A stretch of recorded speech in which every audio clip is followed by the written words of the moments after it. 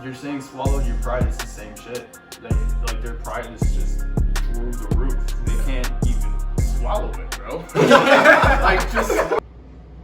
Hey guys, this is Elijah Vargas from the Goal of Swole podcast. Can you guys introduce yourselves? So my name is Braydon Barth. I was on the teammate with Elijah and Isaac for quite a few years on the Bartlett cross country team and track team. I got recruited and I'm currently running at Carthage College. I just finished up my first freshman season there in both cross country and track. I am Isaac Morales. I just graduated from Bartlett High School and I was a avid cross country and track and field runner there. And I'm going to be an incoming freshman at ECC. Awesome. So me and Isaac have actually been best friends since like what grade? Like middle school or like third grade. Yeah, like third grade. Yeah. We've been best friends since third grade. We met Braydon a few years after. So, what have you guys been doing this summer? I know that you just graduated and you're going into your sophomore year at Carthage College. So, what have you guys been doing this summer? You want to go first or? No. All right, so basically I've been doing a lot of running and a lot of working. And while in between all that, I try to like get in as much friend time as possible. So firstly, I'm training for my upcoming cross season. I've been talking to my coach before the summer started, and the plan is basically just grind as much miles as possible, just kind of really increase the volume to kind of like what my competition has been doing, or kind of like the junior level of kind of running in college. So probably be doing like 70, 80 miles like late this summer and all that. But for now I've just been building. It's crazy.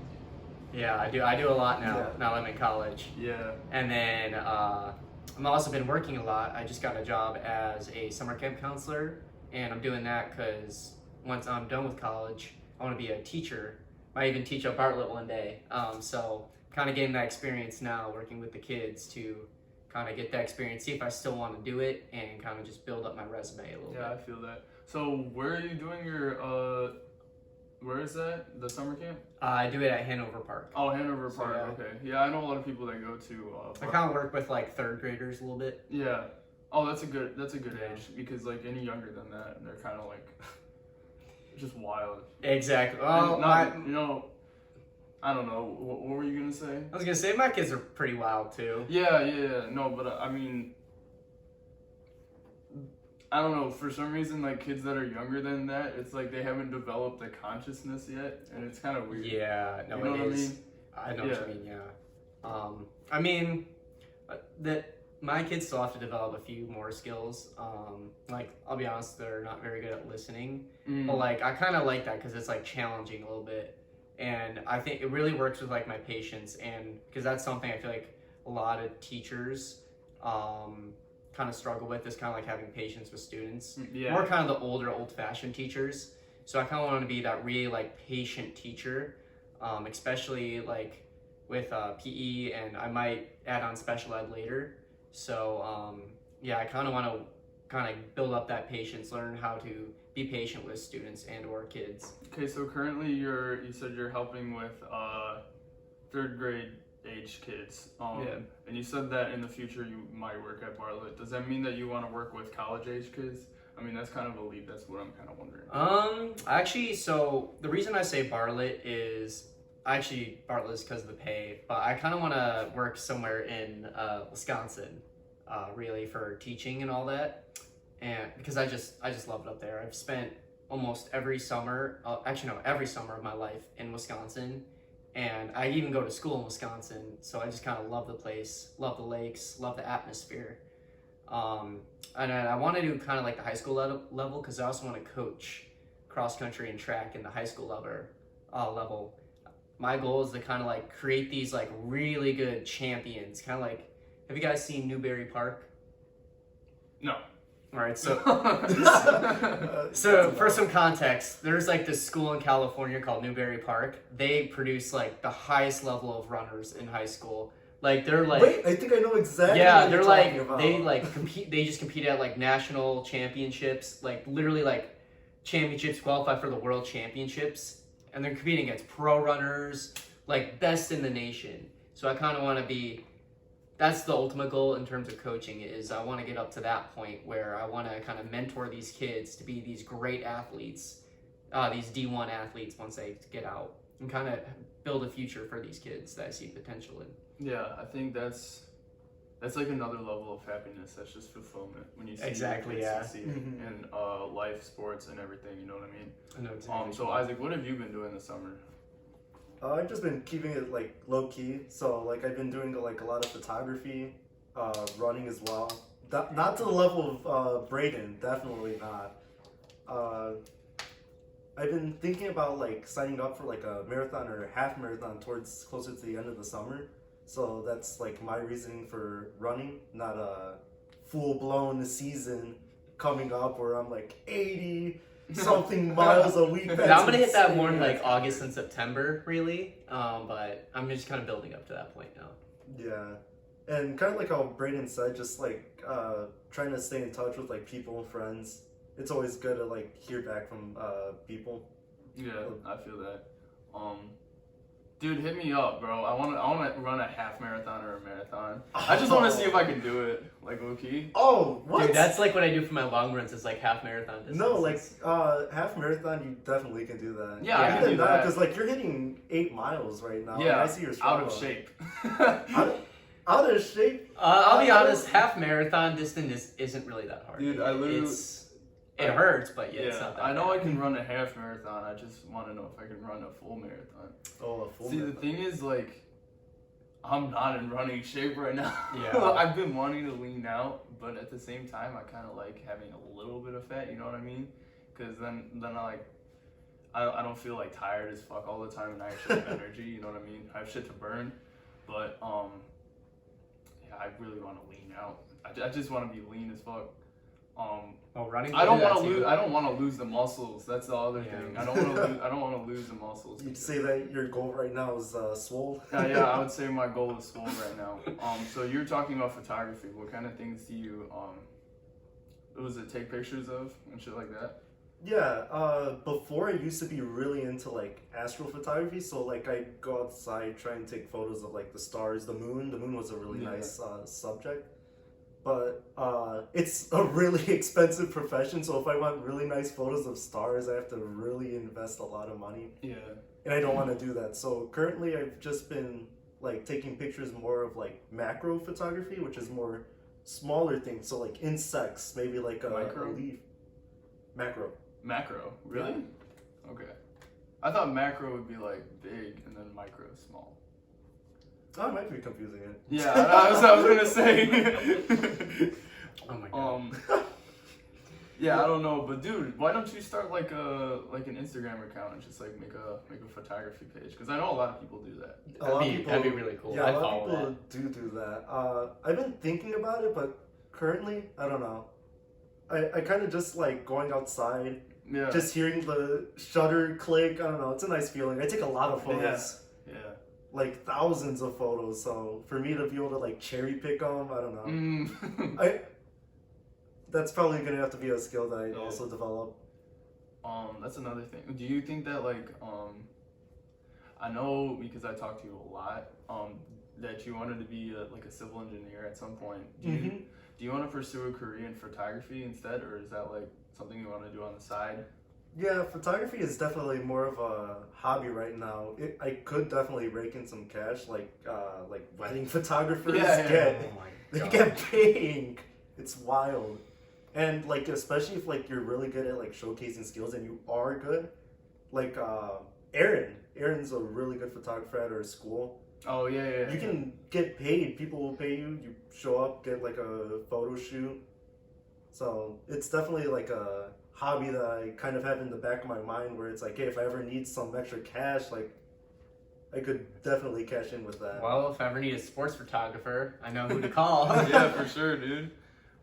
So how do you guys feel about this upcoming school year? I know a lot of people don't like to think about it, especially during summer, but especially going into college for you, how do you feel? And how do you feel about going into your sophomore year?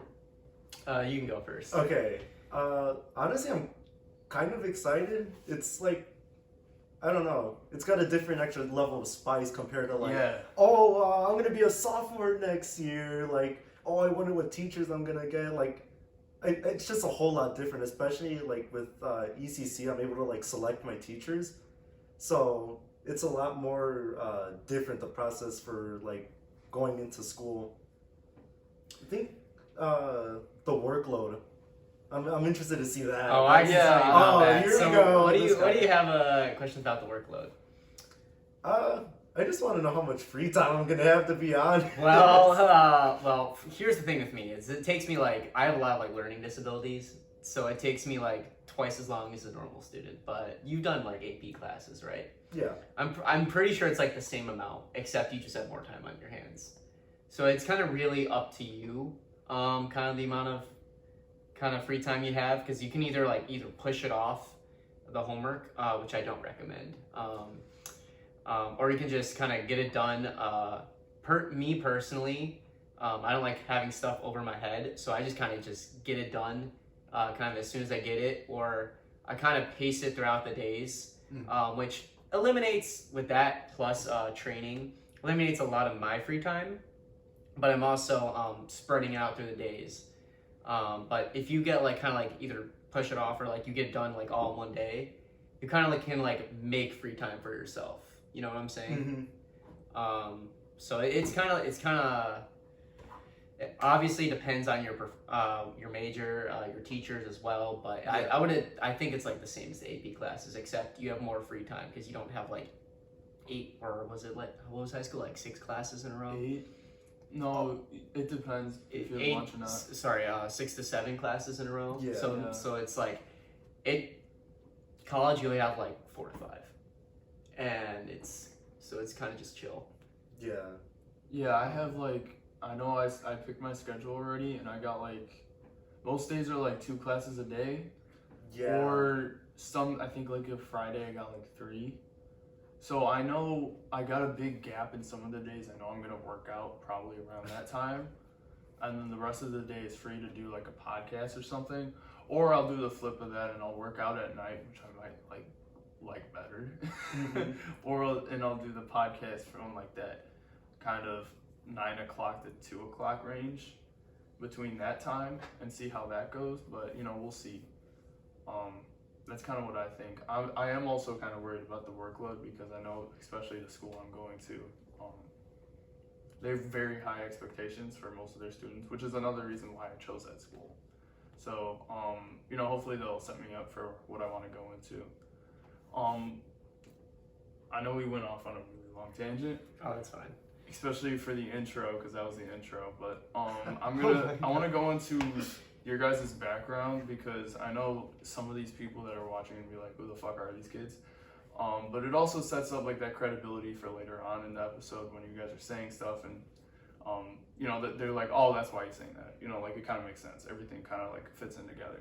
So did you guys always live in Bartlett, or was there somewhere else that you guys lived? So I've lived in Bartlett my whole life. And then we also have like a cottage in Door County, Wisconsin. So that's kind of like a tourist area. That's been in my family for generations. And then like probably when I was like getting into middle school, the person in my family sold it to us. So we have it now. Before we had the cottage, we had a boat in Kenosha, Wisconsin, which is where Carthage is. Another big reason why I chose college. I was familiar with the area. Yeah. So I would say I've came from like a pretty wealthy childhood and all that. So that's kind of my background. I also have a background in like martial arts and karate, so that kind of taught me kind of like my life lessons, my life codes that I live by. So yeah, it's kind of like some context about me. Yeah, I can go deep into that, because I have a very strong martial arts base. I think, especially when I have kids, I want to put them in taekwondo or literally any martial art. It is the best thing you can do for your kids. I really do think that the values and life lessons that you learn from martial arts especially will take you very, very far in life, and they teach you like respect, perseverance, all of that stuff that like you might get otherwise, but you have to pull them from different things. Whereas martial arts, you get all of that branched into one, and you're basically like set. So those are the types of things that, like, number one, you could be a good boss, and number two, your boss will like. I was gonna say, yeah, it goes both ways. Everything that you learn is very, very helpful for you. Isaac, I know you lived somewhere before Bartlett. Yeah, I am not an OG Bartletter. That's not me. Before this, I used to live in Oak Grove Village, District 59. Yeah. Happens to be where I work. Yeah, you do maintenance there. Yeah, I do. So I lived there up until 3rd grade. I want to say I moved to Bartlett like November of my 3rd grade. I don't know the year off the top of my head. Yeah, me neither. I just know 3rd grade November. I was already here. So that was interesting. There was a really smooth transition process, I want to say. Especially like leaving Oak Grove, like what was to me like my hometown, my home. I don't know. There was a lot of support from like family, even like teachers and stuff. Like they really made cool. the process really easier. Yeah. That's cool. Yeah, that's another thing. Like, especially going into college, I worry about the transition. Even though everybody's coming in, they don't know anybody else except for like the kids that kind of already live in that area. You know what I mean? Yeah. But yeah, I mean that's really good for you to have like that smooth transition where it's almost like seamless, and you don't especially have to, like so young. yeah, exactly. Because I don't know if you're able to. I mean, there's definitely kids out there that are able to deal with that because they probably moved around a lot, but just one time, it's kind of weird to like readjust all your friendships and all that. Mm-hmm. You know what I mean? But you know, it's good for you. What types of things were you guys interested in when you guys were younger? Ooh, for me it was like Pokemon, Beyblades, and then it was kind of really right about like 10 years old, where it's like I kind of really got focused in martial arts. So kind of like where's 10 is, or at least with my karate school and my franchise that I used to go to, that's where people typically get their black belts, is like in 5th grade, 10. So I was kind of just hyper focused for getting that black belt, because I was in karate since I was 5 years old, and it's been like, so I was in it for 5 years at that point. At that point, I remember actually the first day I walked in that studio, as a white belt, the goal was to get the black belt, as it always should be when you're doing martial arts. So when I was like kind of younger, the focus was kind of just pushing myself to get to that kind of level of martial arts. That actually kind of taught me, once I got that belt, kind of built that like life values of hard work, determination, perseverance, and discipline. Also respect. I think getting that belt is kind of what made me the person I am today. And kind of working towards that, especially at a young age, like 10 is a very young age. Like you're not very, obviously you're not an adult, you're not even a teenager then, but you're going into that age. So kind of building that base while you're young, I feel like is super important for building a successful outcome later in life. I definitely think so. And that was kind of a rant, but yeah. For me, my goal was always to become a master from the start. When I remember like being a white belt, seeing my master, seeing all the cool shit he could do. I'm like, bro, why can't I do that? Like, I'm gonna be that someday. Yeah. Like, I mean, I saw people that were black belts. Actually, I think part of the reason why I'm not gonna knock her, but like the first degree black belt that I saw, which is like the first level of being a black belt, our master like left for a little bit, right? And she was like she was the only first dan, like the only first level, and she was teaching everybody. And my parents didn't like it because, you know, she was only like first level, so she didn't really know everything. You know what I mean? Yeah, I know what you mean. So I don't think they thought that she was very capable. So I mean that kind of like formed my mindset, where I'm like, okay, if you're a first level black belt, you know, you're not a master yet. Oh, 100%. You gotta keep going. still have more You to gotta learn. keep going. You gotta keep going after that because your journey's not over. You still got a lot of shit to learn. And so yeah, I think from that point on, I'm like, getting a black belt isn't enough for me. I need to be master or anything higher. Like literally a grandmaster would be sweet, but you know, I don't know if I have like the lifelong dedication to do that. A master at least would be like sweet as fuck. I remember I had the same thing when I like got my black belt. In fact, when you first get your black belt, the first thing I tell you is like, your journey doesn't end here. Actually, this is the beginning of your journey. And kind of like the belts before that were kind of the prequels. That's where a lot of people quit. Yeah, a lot of I people know. quit black belt. I swear, I talk to a lot of kids, and they're just, like, even friends in like high school, or I go to their house and I'm hanging out with them, and they're like, "Oh, this is the black belt I got in Taekwondo." I'm like, "Bro, why'd you stop at one?" Yeah, it's literally like a trophy, and I'm like, "Dude, that's like a lifestyle, bro. You just ditched it like that." Yeah, I don't understand how people can do that. Or they ditch it like right before they become a black belt or something like that. That part drives me crazy because you're like this close to being like doing something that most of the planet has not done or is not capable of doing. Yeah. Like you're this close and you quit right there. Yeah. Like I feel like that's what makes a black belt. I don't get it, but I also think that's part of our society where people just don't have the commitment, and their attention span is real short. So if they're not, if they get bored with it, they're like, "Fuck this, I'm out." Even if it's like literally Taekwondo, you're like, not even like you're like being kicking boring. stuff. Just Yeah. like if something's like too difficult, too Yeah. hard, people just drop out. Yeah, exactly. And I think, yeah, especially with Taekwondo, dude, you can get bored, but if you stick through it, bro, you start learning some cool shit. Like, eventually you're like learning nunchucks and bow staff and swords and like they all like these taught different us weapons. gun self-defenses same and like here. knife self-defenses. See, when we got the thing is, like, so okay, cool. knife self-defense can be practical, but I really don't think that gun self-defense is very practical at all. Especially if you're pointing it at the back of your head. And There's one self-defense when it comes to guns, and that's to like if you can run. Like that. I mean, even with like any weapon. Even with that, dude, running away from a gun's not very. Well, no, I heard this. I think the best self-defense against a gun is like having a gun. I mean, yeah. Or not being in that situation. You gotta learn how True. to not be in that situation where you're like de-escalating or just like avoiding Yeah, I would situations say- like that. that's why a lot of people say to carry cash on you. I know a lot of things are going digital now, so you gotta pay like online and shit. But bro, just having cash on you like if you're at gunpoint, just give them money, bro. Like just give them like it's $100 or your life. Like Exactly, yeah. which one matters more? Like I'm not gonna die over a chain, bro. I know a lot of rappers die like that, bro. That's not gonna be me. I'm just saying that. I'm just saying that. It can't be me. I'm just saying that. But yeah, that's how. If anyone wants to rob Elijah's chain, Yeah. You know what I just bring a also gun. really like about martial arts?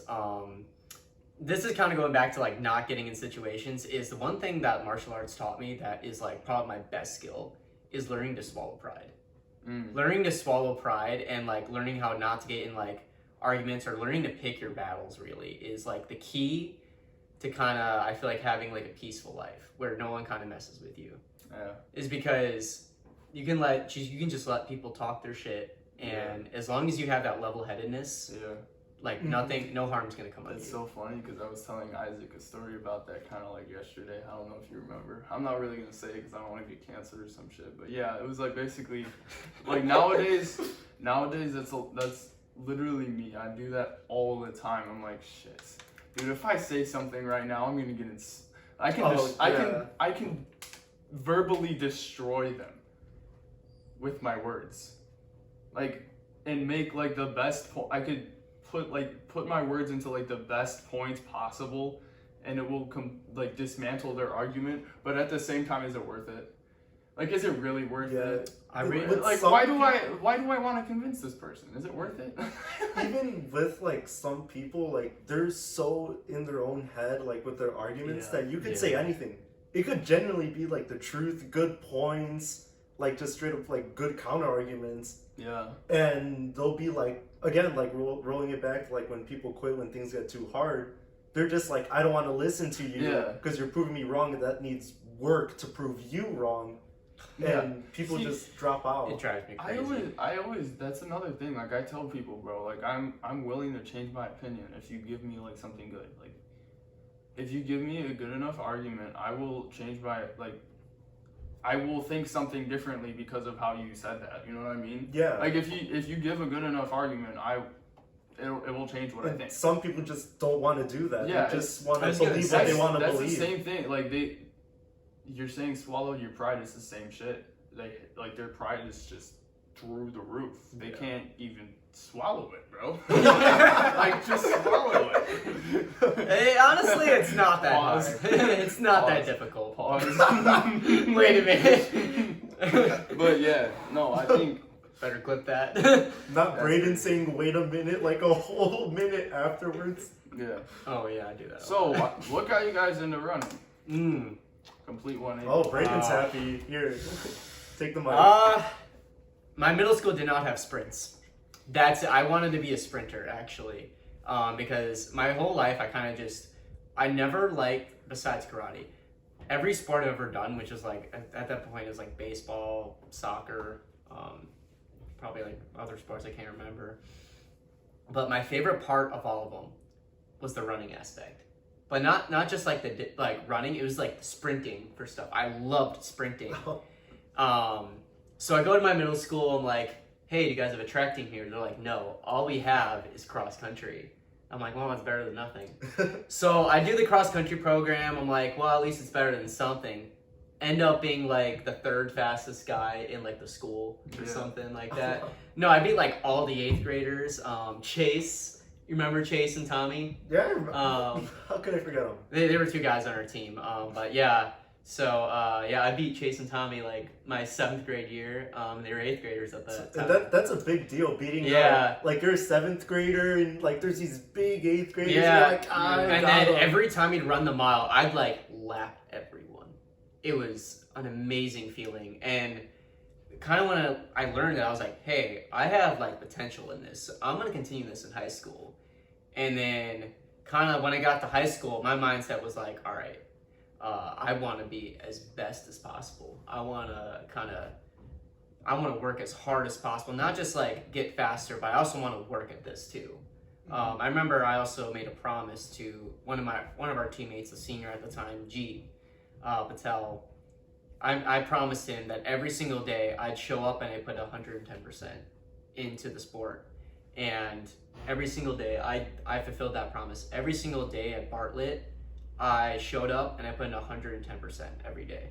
And having that mindset in life and having that just with anything will get you so much farther than you would think. Like, I remember, was it like one of my last meets of high school, like I started getting like, a recruit came to me, actually it was the Carthage coach, and he kind of recruited me to Carthage, and that never would have been possible if I didn't put 110% every day. You know what I'm saying? So putting in the work and putting in the effort leads to more doors and leads to even more passions than you can even imagine. Yeah. So that's kind of my answer to I think how I got into running and how it kind of changed me. Especially when you're a kid, nobody wants to do long distance, bro. No, I mean, like, think about like when you were really little and you saw a bunch of guys just running like really fucking long distances versus sprints. That's what I find funny about what you said, is because you were saying that like you wanted to sprint. Dude, when you see sprinters, it's so much more like. I think what I liked about it most. It's a much more mental game to be in a long distance. Oh, 100%. Definitely. I think what I liked about it most was the fact that it was hard. Yeah. Like at that point, it was probably like one of the hardest things I've done when I got to high school. Like I've never thought about quitting anything in my life until freshman year cross country. I'm like, this hurts, and I'm sore every day. And then I remember I was having that conversation with myself in my head at the end of cross season, like, am I gonna do this again? And then the only thing I can think of is, I'm not a quitter. I'm gonna stick with this, because there was so much happy memories from that first season. I was like, I kind of stayed for the pasta parties and the vibes. And then I kind of got obsessed with working hard. Dude, I got that too. It's like an illness for me though. Yeah, it's an I'm like, addiction. dude, I'm like mentally ill to the point where like I don't know when to stop, and I cannot stop. Like it's very, very annoying. Do you guys remember your freshman year when I'd like pass out 5 times in 1 week? Yeah, no, that was, you like, remember? that was like a Braydon staple. Yeah, it was like the staple. That was pretty crazy.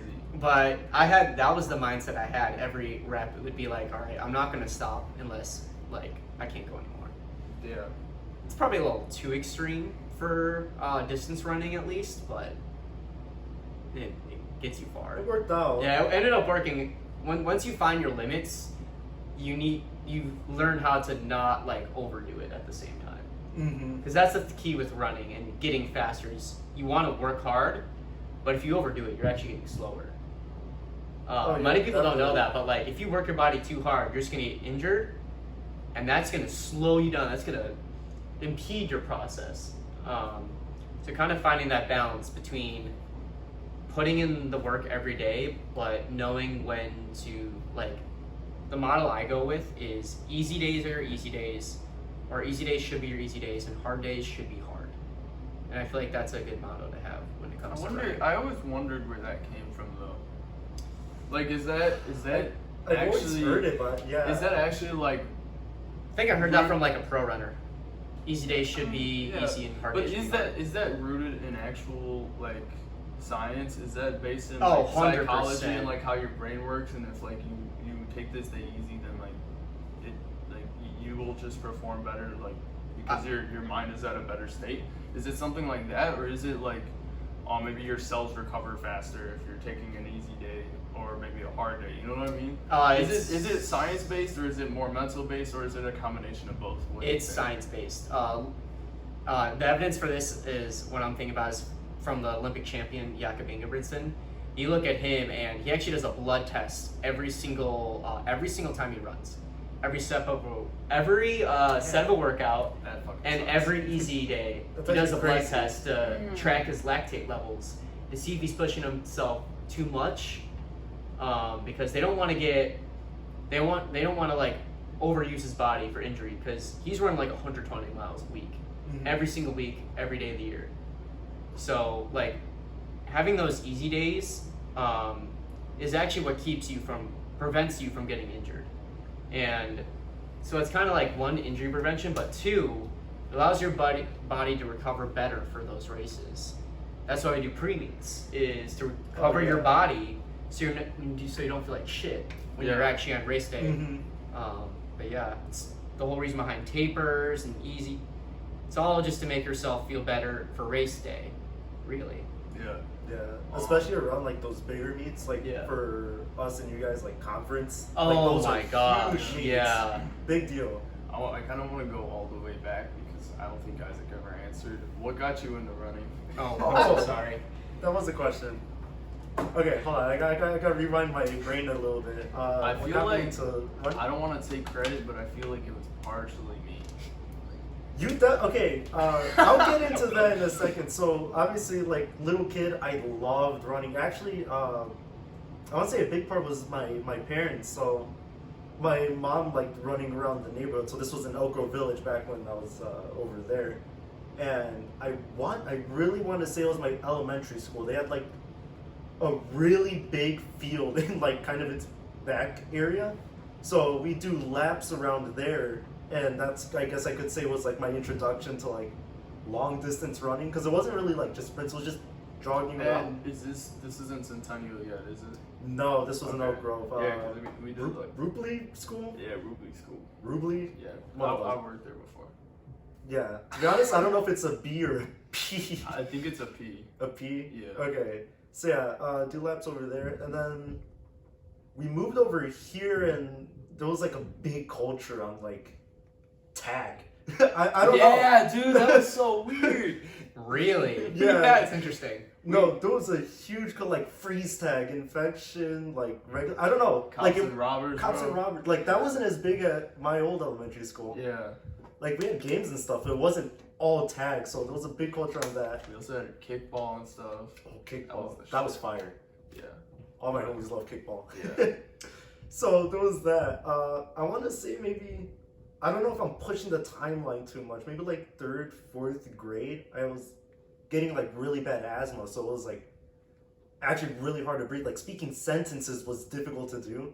Oh my gosh. And I was really disappointed because I was like, man, it's going to be like really hard to run. Like I was really sad about that. I think my mom was like, hey, you know, this Olympic athlete, Michael Phelps, the swimmer. No way! Did He you was just like- bring up Michael Phelps? He was like, you know, he has asthma and he's in the Olympics. And I was like, my mind was blown. I was like, this guy at an Olympic level, like a disadvantage, like he has asthma. I was like, I can still run.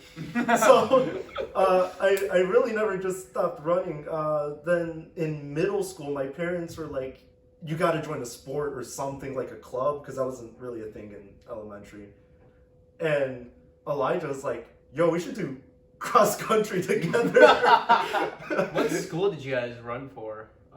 We went to Eastview, same as you. Oh my gosh, you did the same Yeah. Eastview Same program. path. Yeah. Oh my gosh, yeah. Except So- we did track in elementary school too, I think, right? Oh, that's right. That's- forgot I about think They that. didn't I have that in my remember- elementary. I remember convincing you to do it. That's why I said I didn't want to give myself too much credit. But No, you did the same thing for Eastview though too. You're like, yo, cross country, do it. So yeah, we ended up doing that, and oh my gosh, it's a whole different ballpark from like middle school to like high school. Oh, it is completely died. yeah, I want to different. say It's like. so difficult. Like you two have like, you guys can say like you guys have all your like morals and like lifestyles from like Taekwondo and stuff. I'm sure you guys get some Yeah. from other aspects of life because it's just how we Yeah. are. Mine, I want to say, was the first day of cross country in high school. That was atrocious. oh yeah, man. I could like, my navigation skills like with running is pretty poor. So Oh, I know. it poured that day. It was, I swear it was thunderstorming. I don't know how they got away with that. And it was like foggy. I had no clue where it was going. And it was just Gerber. It was just Gerber. Was So it it's- just Gerber? It's really just an out and back, like, so just like a straight shot and then right into this park. You don't even cross any streets. I was shook. My rocker was rocked. Like, I didn't know where I was going. It was so rainy, like my glasses had rain, my eyes had rain, and I was sweating. First time probably doing 3 miles in one go. And I'm just trying to cling on to every person that I'm passing up. Because there's people walking, it's the first day. Yeah. Yeah. Oh, that was terrifying. I think I'm shaking right now. Just like trying, like, because it's like, I don't know where I'm going. Like, how am I going to get home? Like, am I going to die out here from some coyote? I remember. Yeah. I remember my first day was a 4-mile run, and I ran as fast as possible. I tried to keep up with the fastest guys for the first half and died the second half. My second day was a workout. Oh, wow. Shit. That's So, yeah. Law and Rusty moment. It wasn't even Law and Rusty. Or actually, no, you it was Rusty. It was Rusty and Dan Cotton. That's wild. So yeah, that's the guy I was running with was Dan Cotton, and I was trying to keep with him, and I died so hard. For reference, Rusty and Dan Cotton are really good runners. Like, Oh my gosh, really good yeah. runners. Like best in our area, probably. Yeah, no. I Dan was- Cotton actually went to Carthage too. Yeah. Yeah. Yeah. That's he was actually fresh out of Carthage when he was coaching at Bartlett. Oh, really? My freshman year, yeah. He like just graduated Carthage. So he was still like really fast from college. But yeah, so that was a mistake. Trying to stay with him. That's funny, bro. No, that's actually. Oh my that's God, so, yeah. That's Sir Luco would not let that slide. Oh, 100% no. So do you guys? I'm not actually sure if you guys have like a specific. When did you guys meet? Do you guys have like a story of that? Because I'm not entirely sure. Us too? Yeah. I met him the same time I met you. Yeah. So I can speak from my perspective. So there was basically this sophomore athlete running on varsity, and I was like, "Yo, this guy is like chill. Like he's like such a good runner running on varsity. Like Yeah. to me, that was like such a cool thing that there was a sophomore on varsity. Who is this about? You? Oh, I thought you were talking about Carter. Bro. No. Oh. No, this was like I didn't really know Carter at that time because Carter before like his junior year he was just like really quiet, so I didn't really know him. Yeah, that's very true. He's very quiet. Where was I? Oh my gosh. Meeting Braydon. So I always thought varsity was just like junior senior because I don't know. That's just all I thought. It's mainly juniors and seniors. It was. And then there's just Braydon. Again, I didn't know Carter. Carter was also there. Yeah, Carter was just Braydon. Braydon was way more out there. And then this guy rolls up to our fresh soft meet for conference, and it was like, again, like the coolest thing. We have like this warrior on the fresh soft team. And you got like second on that race? I got third. I was leading it actually for the majority of the race, and 2 people passed me at like the last 200 meters because I was leading the race and I was working hard for that victory. But you know what's funny is I think Law actually bet on that race because I was favored to win the fresh soft in the conference, so he bet on that I was gonna win. He's like, "This is Braydon," and then they passed me at the last 200. I remember him telling me that after the race. He's like, I just lost money on you. That's a power statement. This is Braydon. Yeah. I bet he threw his hat on the ground, bro. His hat, his shades. Yeah. Or his shades. Yeah. It was the opposite. He was laughing about it because it wasn't a lot of money. Dude, it was like a little bit of money. Law bets way too much. Yeah, no, he is. And he loses way too much too. That's another thing. Yeah. You can bet, but don't lose. No, he told me he was really happy with how I raced that. Yeah. That's what I'll tell you. Yeah. But actually, my freshman year, I got 16th in the conference. You didn't know that, did you? No, I didn't. I wasn't fresh there. soft, yeah. I got 16th, so the goal was actually to win it my sophomore year. He's like, oh, this is a shot. I could win this. Or at least get top 3 at the very least, and that's what I did. I don't think I was ever really like good at like the sport until maybe like junior year. Yeah, dude, that shit came out of nowhere. It fucking scared me, bro. Yeah. And then you passed me up too. Yeah, no, me and Eli, for those who don't know, we ran together obviously since like middle school. We were I was about to say the same skill level. No, we were not. This man had me rolled up until like sophomore year track season. God damn it! I think it's because I started lifting, bro. If I didn't start lifting, I'd be up there. No, you trained really hard. Yeah, lifting might have done it. Lifting can slow someone down if it's like done to like bulk up. At the same time, that junior year, I was fucking killing myself though. I was putting in so much work. I remember, I don't know those who know Eli that long or Elijah that long. He would post on his stories just like his runs, and it'd be like a 5 a.m. story, just pitch black at the Bartlett High School. Not a single light is on. Maybe like the little like I don't know, the cylinder things that have lights, and even with those on, it's so dark, and it's just like you can barely tell what's going on. He's just like 6 mile run. Gonna run later at practice.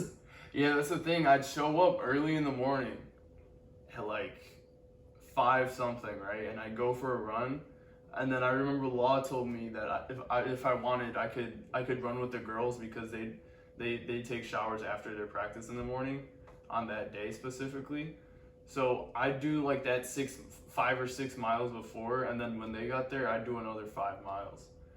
So I'd finish Even the day. he told me about that. I'd finish the day with like sometimes like 9 or 10 miles on the day, and then like I remember I'd just have like a random long run in the middle of the week, and then like Sunday I'd fucking go all out. But I remember Law and Sir Luca would ask me how many miles I did, and I was like, oh, I did 5. That is a big especially with Sir Luca. You can't be upfront with Sir I remember actually Law talking with me about that too. I was really close with Law, my cross country coach. I was like, we were like this. We're like these. Yeah, we were very close to the point where he actually like waited another year just to see me and Carter graduate because he was really close with both of us.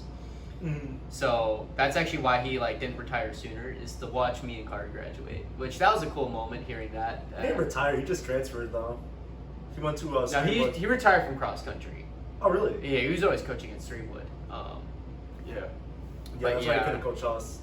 But yeah, I remember him talking about that. Yeah, dude, this guy Elijah's like in the morning running. Like, this is why he's getting faster. I'm like, yeah. So what can I do? And he's like, you're not ready for this yet. I'm like, well, okay. I was coach. on another level, baby. Yeah. And you never got injured too. That's like the astonishing yeah. thing. Some people just can't handle mileage. I have like the weirdest body. It's so fucking weird. People always warn me about like, dude, you're gonna overwork yourself. You're gonna get injured.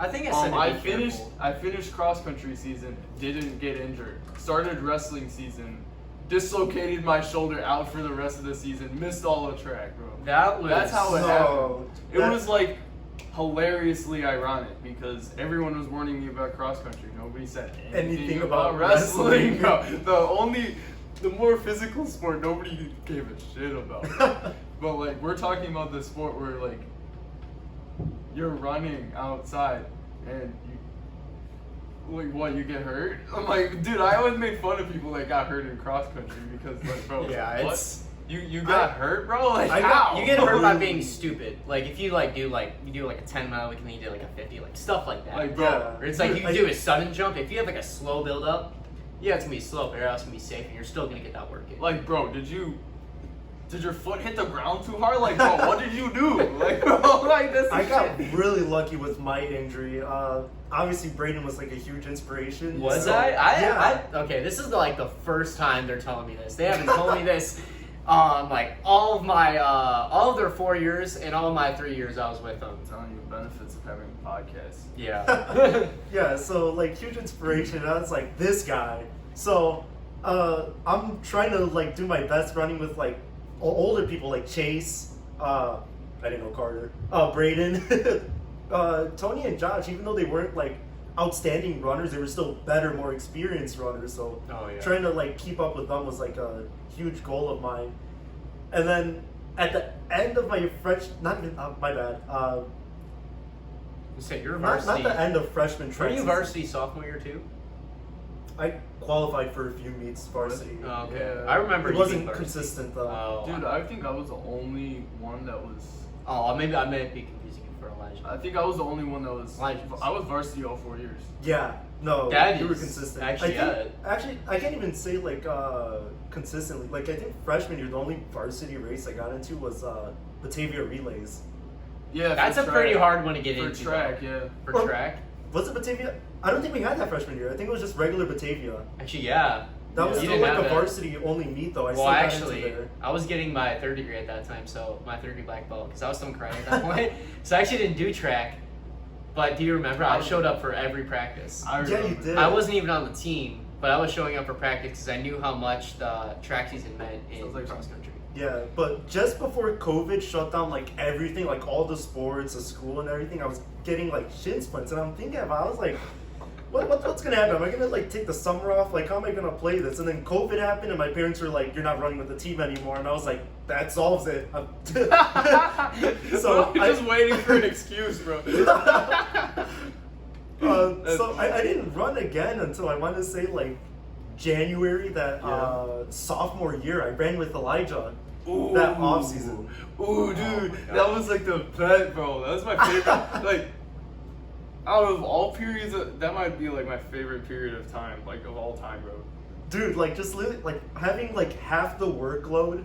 Like the biggest thing to worry about was like, yo, bro, what time you running today? Yeah, dude, and I yeah. look forward to that shit. We get into deep conversations during our runs and shit too. Oh yeah. Like I remember, and around that time I got a kidney stone too.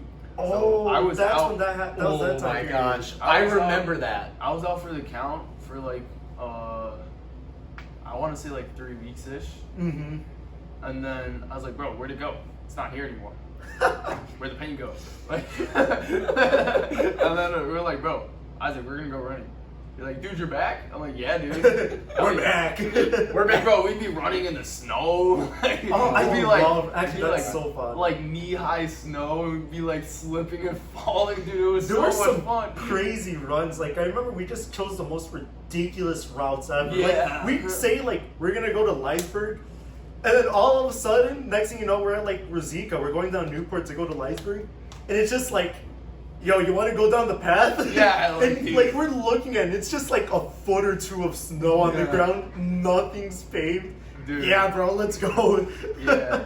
I remember hearing about that.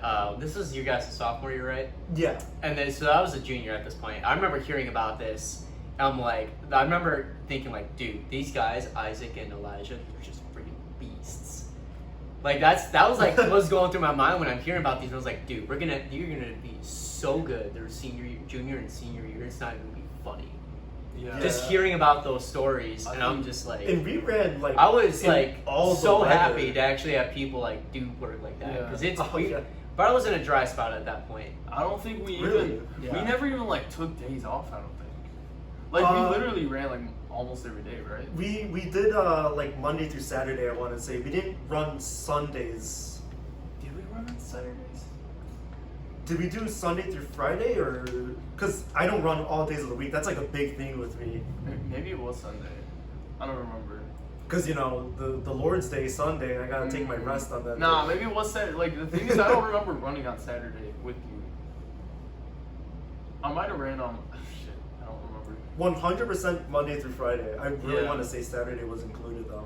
Yeah, 100% those days. Dude, another thing that we were doing for a minute, where you mentioned Leisburg, right? So Leisburg is a park that's I don't know like I who, think already I don't know who my fans are, but it's kind of by like the Kumon, and it's kind of by like the Dos Tacos, whatever, in the bowling alley, yeah. kind of by like that area in Bartlett. Wait, that park? Yeah. So Oh, I yeah, that's remember right behind John's house. It's got a bit. Oh, I know what It's you're got a talking pretty about, good sized sled hill, and behind the sled hill, there's like this forest, right? And I know where bro, you're going with this. me and Isaac, we just run there. It'd be like what, 4 miles? Like it'd be 2 miles out, 2 miles Yeah. back, right? So we do the 2 miles, and we're like, I'm so tired, right? So we'd be so tired, right? Yeah, in It'd quotes. be like, in quotes. yeah, in quotes, and then we're like, bro, sword fight. Like, so we fucking find like the biggest sticks. Oh my find, God. Like in this forest, we find like the biggest sticks. gosh. And And it it was was- like swinging those around and be like, we'd invent games. Oh Shit. yeah. It'd be like, bro, if I hit your body, that's 1. That's 2. Or Yeah. some shit like that with the stick, dude. Oh my god, Do that's you remember amazing. Murder Stick? I always remember Yeah, the murders dude, thing. no, The thing with those sword fights, it was in the winter, so all these stakes were falling off the trees, and they were really easy to break off too if we just saw something that we liked, and none of them had leaves, so it was just pure stakes. Yeah. The murder stick that he's talking about, I had found it by like this little creek almost, and it was like a legendary sword just stuck in the ground. It had a perfect like section where you could hold it, and the whole rest of it was just covered in thorns, Yeah. and they were No big. way. Yeah, no, And they were there was big. like there was also like a good point at the end too. Like, Yeah. it went like that bitch went like doosh. And bro, like we The just stick was massive. I Dude, want to say that just shit- slightly bigger than like a baseball bat. I want to say it's about as long as like it might be like about that long. It was huge. It How am I And- just hearing about this now? Like, Dude, and we'd be like swinging around sticks and stuff, and whoever grabbed that one, like we would just annihilate all the other sticks. No, It'd just be like I don't think we ever broke the murder stick. We yeah, just it lost- never broke. we only it might lost it to still time. be out there, bro. It might still Yeah. be out there. That'd be crazy. we should do a run and go find it. Oh, Yeah, that's that'd be wild. awesome. Like That'd be 3 crazy. years later, if we can find it, That would be I would amazing. pop off. Right, and that- Bro, me we gotta too. find I can't a be new a one. part of We gotta this. find a new one, bro. New murder We stick. gotta find a new murder, bro. I That don't- shit, it was so scary, bro, because it looked like something straight out of like The Walking Dead. Or Yeah, something. where like they have those DIY bats and they have Yeah, like the nails. that's what it looked like. Except it was but, like all full wooden. natural. The All- whole thing was just yeah. one stick. It's like all wooden. I don't. That thing like. That thing was every week it'd be the same. We'd find the same stick. We'd have to hide it under like some Yeah, I leaves or remember something, that. and then come back and bro, I left it right here. Come on. I found it. And then uncover this like ancient artifact that we Yeah. just start swinging around, bro. It was so cool. There was truly no stick that could compete against it. Like we'd also put it like how Elijah said, we just make up games where like we do like alternate like fencing type games. Yeah. Whoever was on the opposing side of the murder stick just lost. And it was Yeah. terrifying to be on Yeah. the opposite side. Dude, you'd have to like fuck the stick you're holding. Like you gotta dodge that shit. Like you just like full on like jump out of the way, bro. Like whatever you're holding is not gonna block that. It wasn't pleasant getting hit by it either. I'll just say that. Like Yeah. it was sharp. Yeah. Oh my Dude, there were gosh, some that days sounds There were hilarious. some days that like our hands and shit would be cut up and stuff. Oh yeah, I remember we started bringing gloves. Not even because like this was winter and we didn't bring gloves because, bruh. And the only reason we started bringing gloves was because of the sticks. We wanted to do sword fights, so we'd bring gloves for the sticks. that was This is the best running story I have ever heard. Like, by hands down. clearly running, and then we'd stay there for like an hour just battling it out. No, we'd stay there for so long. Break in between the run, and then we'd run back, and it'd be like, bro, we just did two 2-mile runs. That wasn't even 4 miles. Yeah, no, I remember you saying that. 2-mile runs. I actually remember you saying that. It was so funny. And like no, we'd leave at like regular like cross country time, maybe like 3 p.m.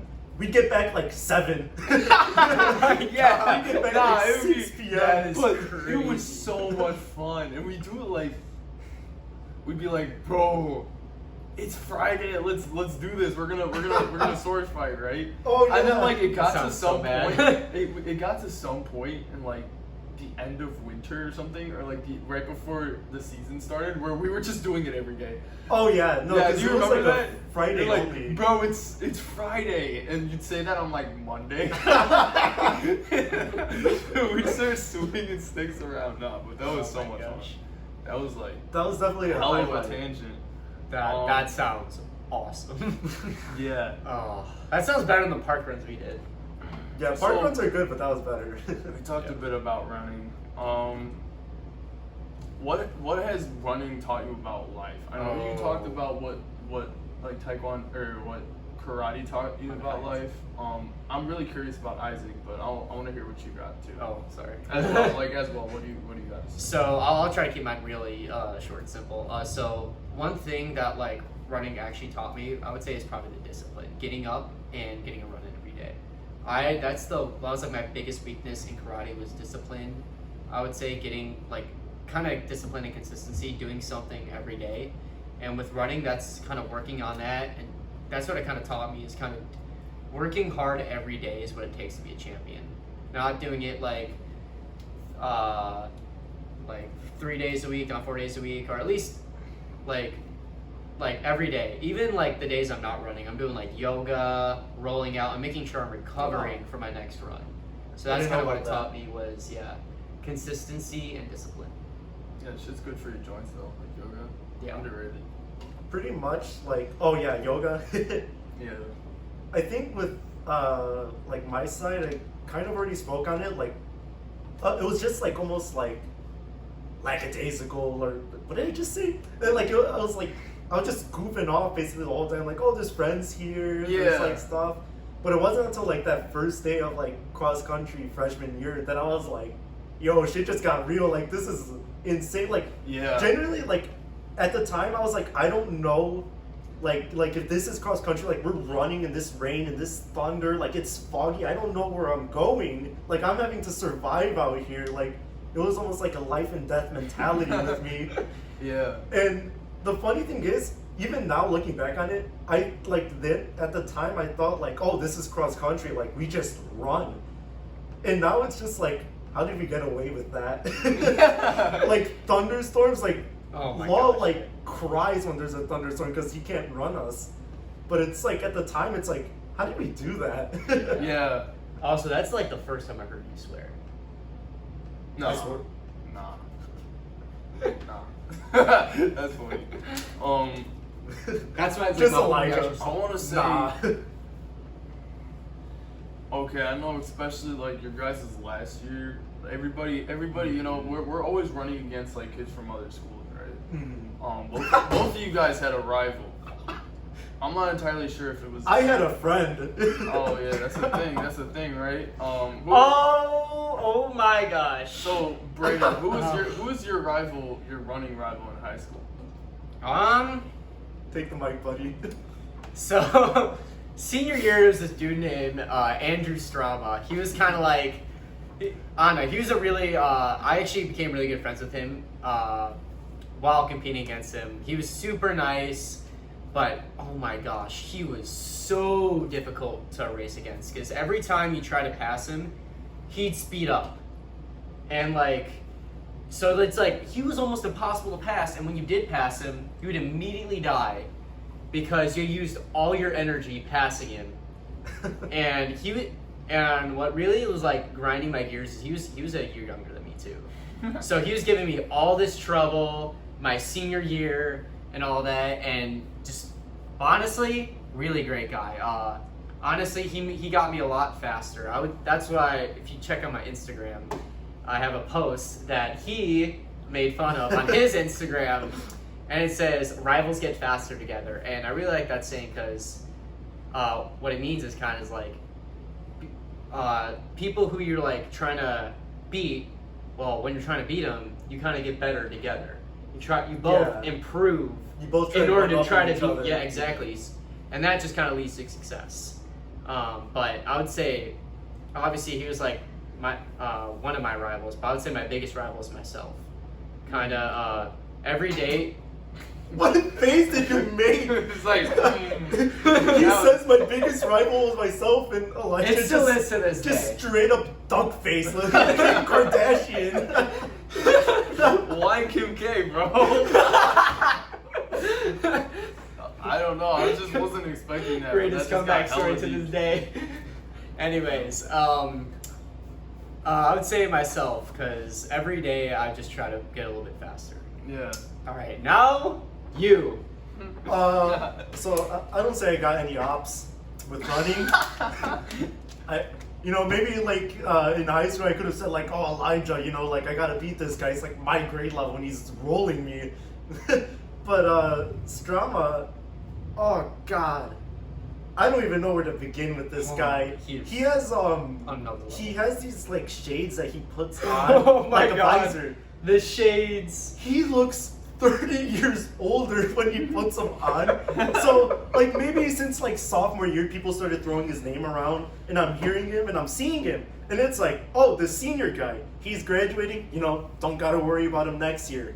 Then, junior year comes around, I'm hearing Braydon, Strama, and I was like, oh, maybe he's talking about a past runner, but then, I see him again, and it's just like, oh, wow, damn, he still looks like a 30-year-old, like, marathon try-hard.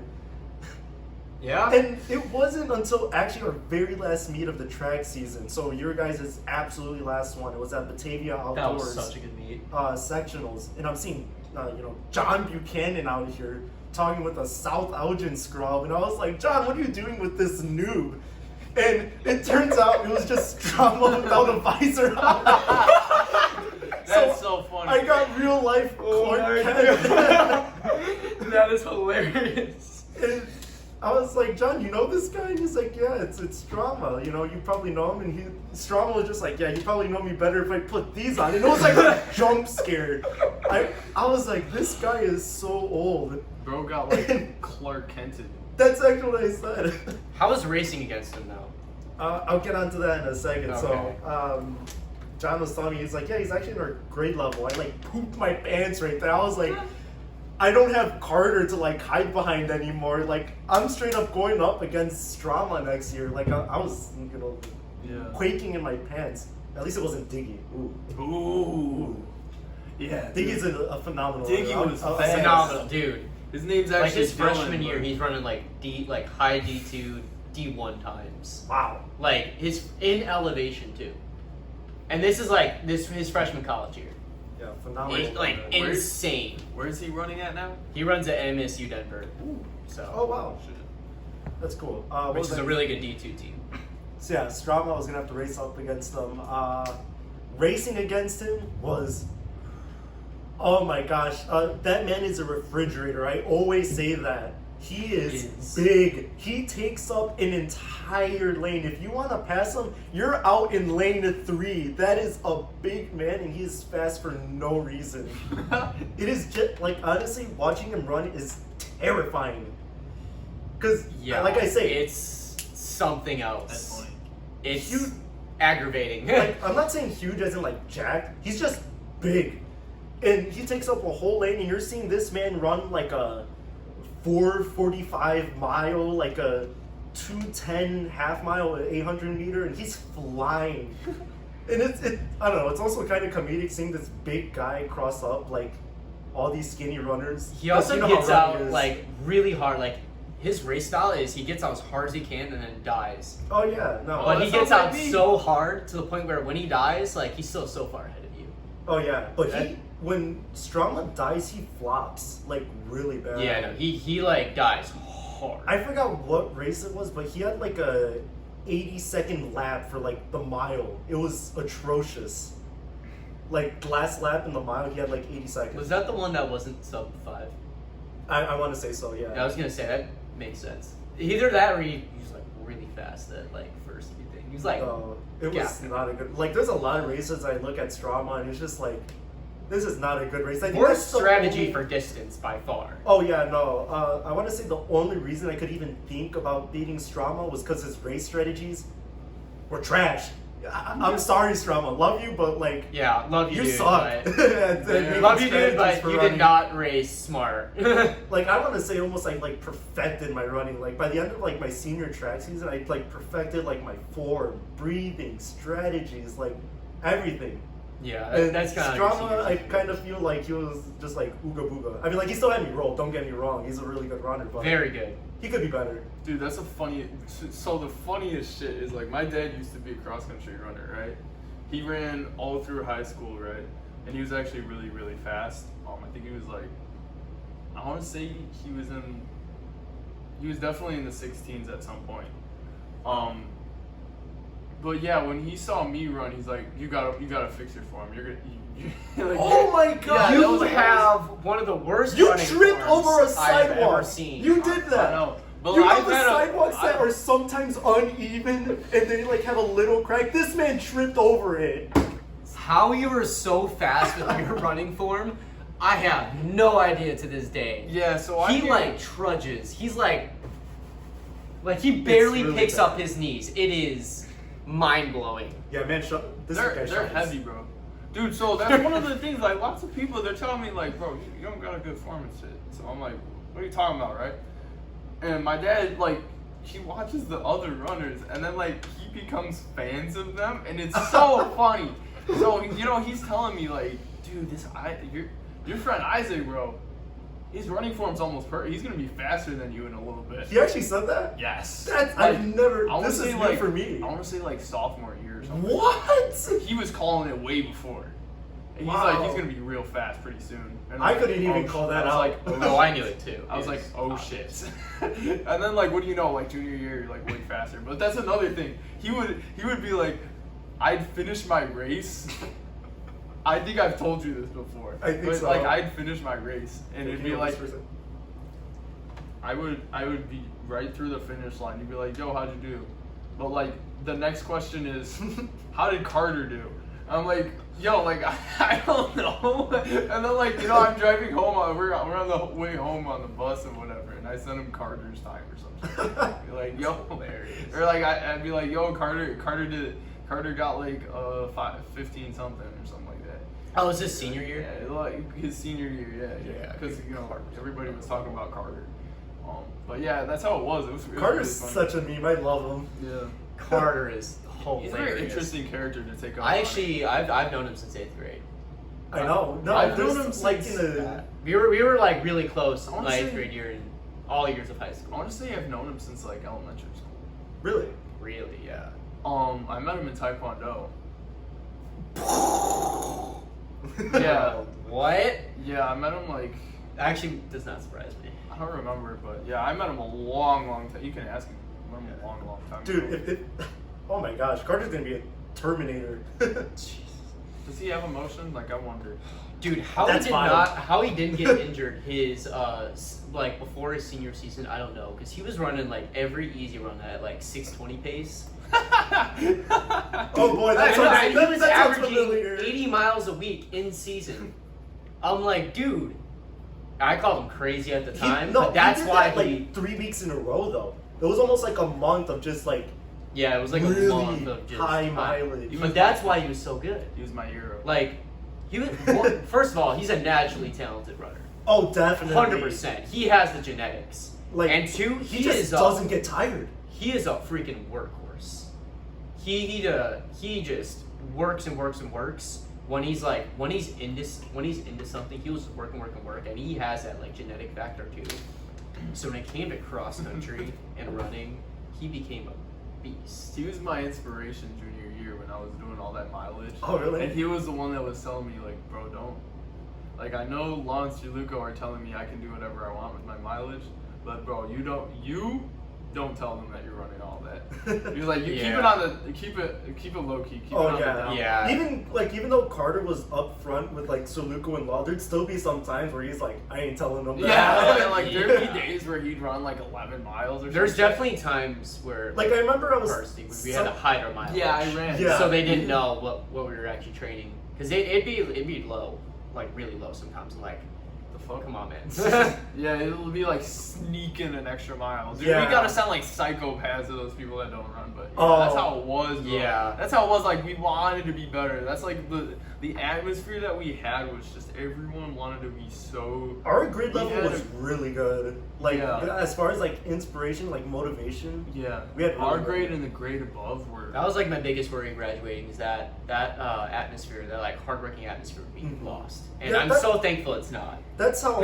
I was thinking. I can talk about that in Yeah. a second, but like how we're going off now with like running, like with Sir Luco. Like I remember I was talking with him and I was like, oh man, like with hiding mileage and stuff. And he was like, oh, well, Carter never hid mileage for me. You know, like we were up front. You just got to talk with us. And I'm like sitting here like monkey scratching my head, like, I don't think so. Yeah. We did. We did. Yeah, we definitely did. Just didn't say- We definitely We did the just didn't 5 say miles. anything to you that he guys. did. Because Yeah, you did. oh, did we? Or Carter maybe did. Not, I maybe didn't. not the whole team, but you definitely Yeah. told like me or maybe like Yeah, Elijah. We're yeah. just like, yo, we did this run, and it's But like, yo, pop off. I remember they had a talk with just because how it worked was basically we didn't have captains by like senior year, but like if there were captains, it probably would have been me and Carter. Like we would have been co-captains, which was the plan since freshman year. Like I remember talking about this with him. It was like, hey, let's be leaders our senior year. He's like, yeah, let's do it, yeah. So that's how that became a thing. Anyways, so yeah, we were kind of. I remember Lawrence Luke would tell us like, hey, tell the underclassmen to listen to us. I'm like, okay. So you're just like, yeah, listen to. So we kind of had to have that like external thing where it's like, or at least around the coaches, like, hey, yeah, listen to the coaches and all that. And then to like to you two, we were like, yeah, no, work. You guys are too good to just not work. You know what I'm saying? Because I remember we didn't need no motivation. I remember my freshman. I remember my sophomore year seeing potential in you guys. Like I knew that you guys were gonna be good. Oh wow. I remember your junior year. I'm like, I was like, this guy's gonna surpass me. Actually, I'm curious. How did it feel surpassing me your senior year? Yo, that was a W. Because I remember feeling a lot of like proudness towards you once you 'Cause- finally beat my PR. Yeah, no, I want to say like skill wise, Braydon's cross country time was better than his track times. Is that accurate? That's because my off season was always terrible in track. Really? So, like what? You had like a 1640. The training was just so cross. Well, you guys also had a coach, like a really good coaches. You're all of your like your track season. I had Carabello. I remember hearing stories about that. Yeah, no, she was terrible. She actually didn't even watch our races. Like imagine that. Oh yeah, you told me She was in the that. bleachers Yeah. the whole time, and so yeah, I don't know. Yeah. So I had a terrible with coach. Sir Luco's all over the place. So Yeah. hashtag. What do you mean? You have not seen bro in the track season. I'm just gonna say. He Yeah. is all over I'm the just place. gonna With say training? that last time when I had my chase episode, my mom was like, "You gotta reel it back. Stop dissing Sir Luco. You don't want to get in trouble." Well, no. Here's but the. I'm graduated now, so I'm really. Oh, I actually like Sir Luco. I think Sir Luco has the potential to be a really good coach. That's my view on him. My thing is, he's gotta have actual like Yeah. the best wrestling coaches wrestled in high school. I was gonna say that's the thing with Sir That's, Luco is like all those coaches were good good coaches because they did it. He never ran cross country. He never did that. he ran what, like a marathon once or twice? Like Yeah. that I don't Yeah, think. he posted And on his wife Facebook. capped him with it. Wow, his wife got him. Yeah. That's a little bonkers. He didn't like even like I don't understand why. I don't want to get in trouble though. Like I don't know why Elijah's so pressed and cross No, about Saluko. I like Saluko's Saluko. learning. He's definitely gotten better over the What years. I really liked about Saluko was the kind of team he really focused on the team atmosphere, and I feel like that's what you need. Like, first of all, what I really like this year is he brought in 100 freaking people for track. That has not been done, or I don't think that's ever been done in the history of Bartlett. I don't think we've ever had 100 people on the track team. Like, that's probably the most you've ever had. So he's really good at recruiting runners. And two, he's really like, I don't know if you guys know about Law, but like, he was just not good with like none of like the underclassmen. Like, no, that's why everyone by on the time I Law got was to so funny though. I didn't really like Law. I like Saluko better than Law as far as like attitude and personality. Law, you had to earn his respect. Yeah, that's what I liked about Law. I think that's what a coach needs to be. Yeah. Somebody that like you gotta meet their expectations in order for them to validate you. Yeah. To where like they respect what you're doing. They'll be like, if you got something to say and you're like, oh okay, I'll listen or something. You know, like stuff like that. Where, like, Yeah. oh okay, I'll let you do that if that's gonna help you and stuff like that. Or otherwise they're just like, do this. Yeah. But I work on like that's kind of how I operate though. Like I have like a very like respect based mindset. Yeah. Where like even if I have a boss, if I don't respect that boss, then like why am I there? Like what am I doing there? I don't really know, but that's just how I operate. If I don't have if my boss isn't like doesn't value respect like that, where they're like I don't know where I'm going with that, but that's kind of what I'm saying. I mean, Saluko's not a bad coach. No, he's not a bad coach at all. I think he just needs more experience. My thing was my thing. I question why he's there. Because I remember there were days he'd be like, long run today, 6 miles. And I'd be like, bro, that's really funny that you That's mentioned not that. a lot. I hate it when that stuff. You know, goes I was on. like, bro, like, That's- are you getting these workouts from like YouTube or something? Like, what are you talking about? A long run at the very 6 least miles. is 9 miles. Yeah, exactly. 6 miles. We never is did any not long a runs in lot. high school. And even then, that's debatable. Like double digits up is you can probably say Especially that's on long like run. what day did he have us do long run They Wednesday? were always, like- I'm like, bro, Wednesday long run, dude. No, like, you- you don't know. He always has anything. a guys long did run do at long like the runs. end of the week. Yeah, it'd be like Friday or like Saturday run. Saturday. Yeah. You're supposed technically you're supposed to do it on Sunday, right? That's the thing. I don't with run Saluko, Sundays. is his training was Well- just that's the thing. And not just Saluko, Bartlett in general. Is just their training was just it didn't Question. build you enough as a runner. Like it didn't. Yeah. Like it was too easy on like the upperclassmen. That's why I wanted Flannery. They were too scared of getting people injured. But like So you no can do Flannery's high mileage. workout. Yeah, I wanted Flannery in there, bro. I swear you would have made us amazing. Yeah. I So remember Luco- even You need to do like if you want to be good in high school, you need to be doing high mileage. Like that's Yeah. like I'm sorry. So You build it up did a as- really on good your job 4 years, though. but With, yeah. At least with like distance, he did a really good job with Yeah. us. Like senior year. Yeah. I can't speak on I that. quit, dude. I quit because like, or track at least, because I just didn't feel like. I don't know. Like I don't know what it was, but I just didn't feel like people respected me. People that were under me respected me, because I remember setting up Look, practice. like Bailey and No, Kyle like Foster. I was setting up practices all summer in 5 people would show, or like 2 people, or there were days I'd be the only one there. I hate to bring And it then to you, but going that's in- senior year, man. And then going into the cross country season, like Sir Luco didn't support anything I said, and I'm like, bro, like I've been varsity since freshman year. What am I doing here if like I'm not like people aren't gonna listen to like the fuck? What am I here for? Yeah, I'm not gonna knock Chase, but Like- you know, Chase didn't become. I don't think he ever became like varsity, and he became the captain. I'm like, Oh, bro, that's because he like that doesn't like. he went around asking See, for votes. I don't know. I remember I think hearing about that. There should be like a and I was skill. like, what? There should be like skill based. Like you're looking up to this kid because he's good at running, and that's what we're here to do. It shouldn't be like solely personality. Which like at the same time, I love Chase, bro. Like he's one of my like. I still talk. I still talk to him a lot. He's a really good guy. Very good guy. guy. Yeah. Even him. Except for when he hit on my sister 3 times. What do you mean by that? No, we don't roll with. We're glossing over that. Keep going. Yeah. We're glossing over that. I can't, dude. Whatever. Okay. We're moving on from that. No, love Chase to death. He's a brother.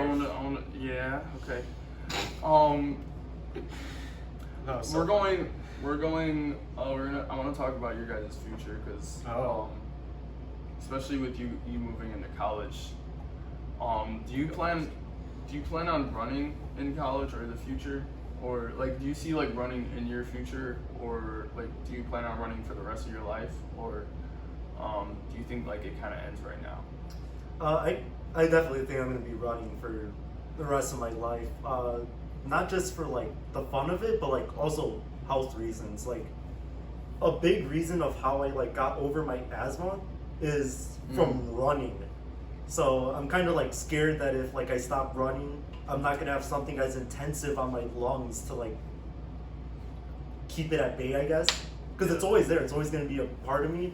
Just I don't want it to come back to where I'm struggling to speak because I can't breathe. So running's always gonna be a part. As far as running competitively, that's probably a good question. Cause So more of like a hobby then. yeah, maybe like the occasional race here and there.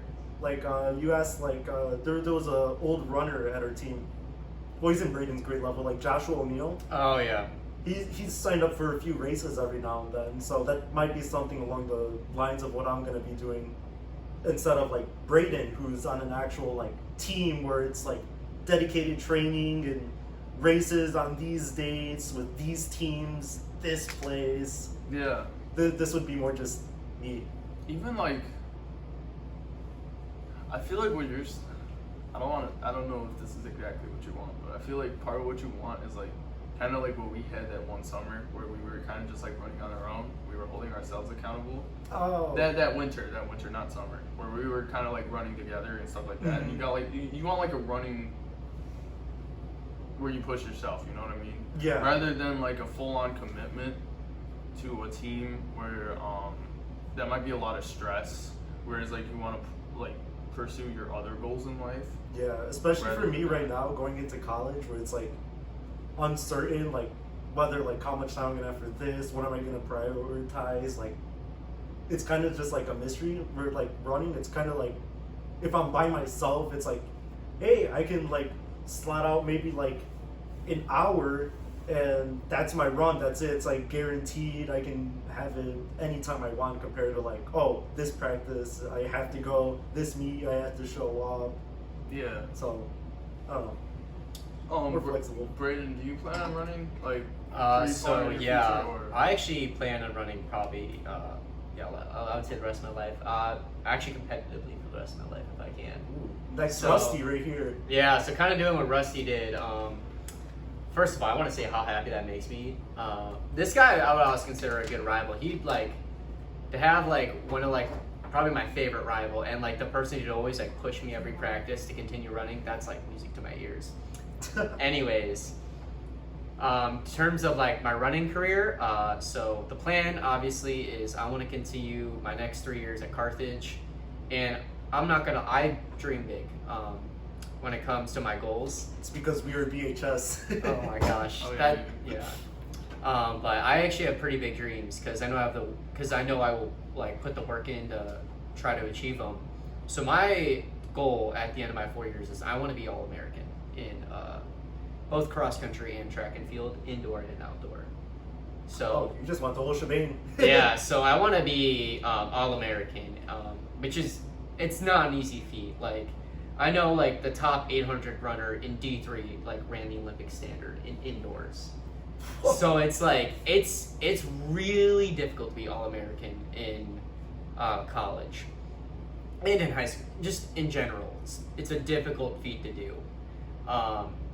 And then I also am thinking about running some marathons after college. because right now I have some people doubting my ability to go sub 3 hours in a marathon. Bro, who's doing that? That's wild. I'm not gonna drop names, but like, I just want to do a marathon just to prove people wrong that I can just drop a sub 3 hour marathon. Like, it's probably not even gonna be that hard for me because it's only like a 6:40 average, like per mile. Only 6:40. Yeah. All right. But like, think about it. After like 4 years of just gaining fitness and all that, like that's gonna be nothing for me. Like, that's gonna be my easy runs. So, I could probably hold that pace for half marathon. Half a mile for me. Maybe. yeah. No, you can hold it for half a marathon. You definitely can. So, and then in terms of like career outside running, I want to be teacher. Like I said earlier. Yeah, coaching. But yeah. And honestly, I kind of just want to. And I'm planning on doing like running on top of all that stuff while I'm in my own career. Do you plan on we're talking about your future and you want to be a teacher. Do you plan on having kids of your own? You know, I have not decided that yet. I have not made the decision yet. So that's completely up in the air. Okay, can I tell you what I think? I'm not going to tell you what to do, but I think, especially for me, I think legacy is like the most important thing that you can have. Like having kids is those are literally little U's. That's like they carry your last name. They are a version of you that you want to be better than you. You know what I mean? So yeah. I mean, so we were. You know how I mentioned like fulfillment earlier? I think having kids, it will make you happy, but in the long term, it'll make you feel fulfilled. And I think that's something else that like having kids is the number one way of feeling fulfilled in life that you won't really get from anything else, I think. So I think having kids is like the number one most important thing that you can have. I will put that in consideration. I think it also is. I just don't think it's a thing we should be worrying about right now. Yeah, we're not even. That's I'm not even worried. Like I already made the decision, but I'm not gonna have them for a long time. Yeah. You know what I mean? And like solid 10 years. Give me 10 years, maybe. What was I gonna say? Like as far as like not wanting kids, like especially like right now, if you think like, oh, when I grow up, I don't want kids. Like I feel like I could understand that because like right now we're just too young. Yeah. We're just no. I just feel weird when people are like, dude, you're 16 and you said you don't want kids. Like, bro, chill out. Like, what are you talking about? Like, yeah, dude, you don't even know half of the shit that's going on. Like, you haven't even like sat there and like analyzed your life and thought about like, bro, what are people gonna think of me once I'm gone and shit like that. And I'm like, okay, well, my kids are still gonna be around. You know, like I'm gonna have all this stuff that's like left behind after I'm gone. I'm gonna have. Oh, that's cool. That's what I think about. So, what's gonna be your memory? What's gonna be all of that? I don't know. I kind of took that on a spiral. That's not exactly where you were going with that. But, no, I like that. What do you Spirals think? are good. What do you think, Isaac? But well, like the legacy that we leave behind. Would you? Fuck, that's such a weird way to put it. Would you have kids? I think in the future, yeah, that would definitely be like a goal that I would keep in mind.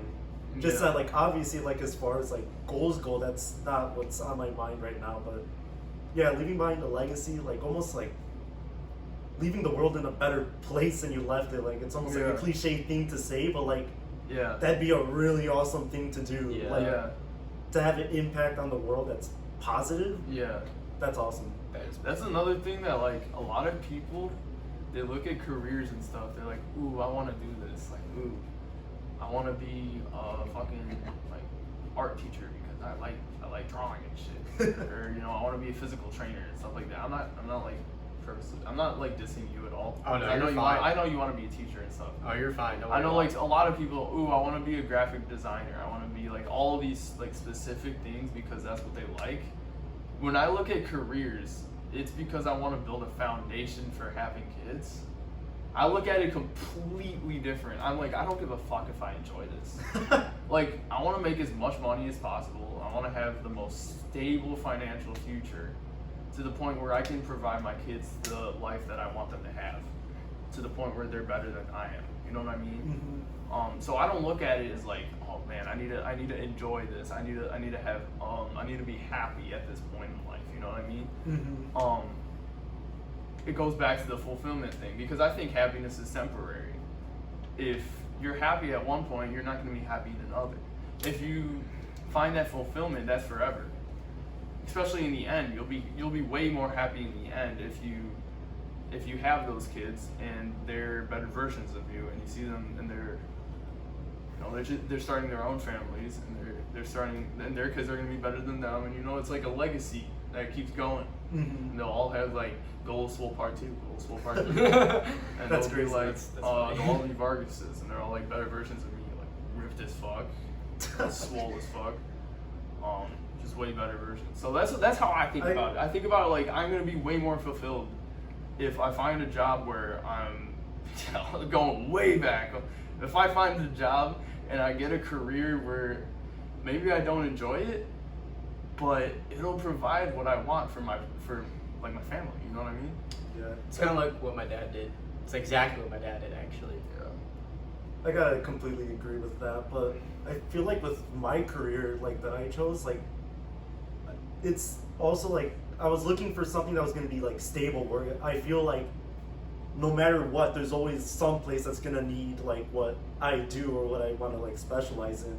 So I was looking at like engineers, because like also like design, that's a big thing that I like, and I was like, hey, this field, they usually for the most part make a lot of money. Yeah.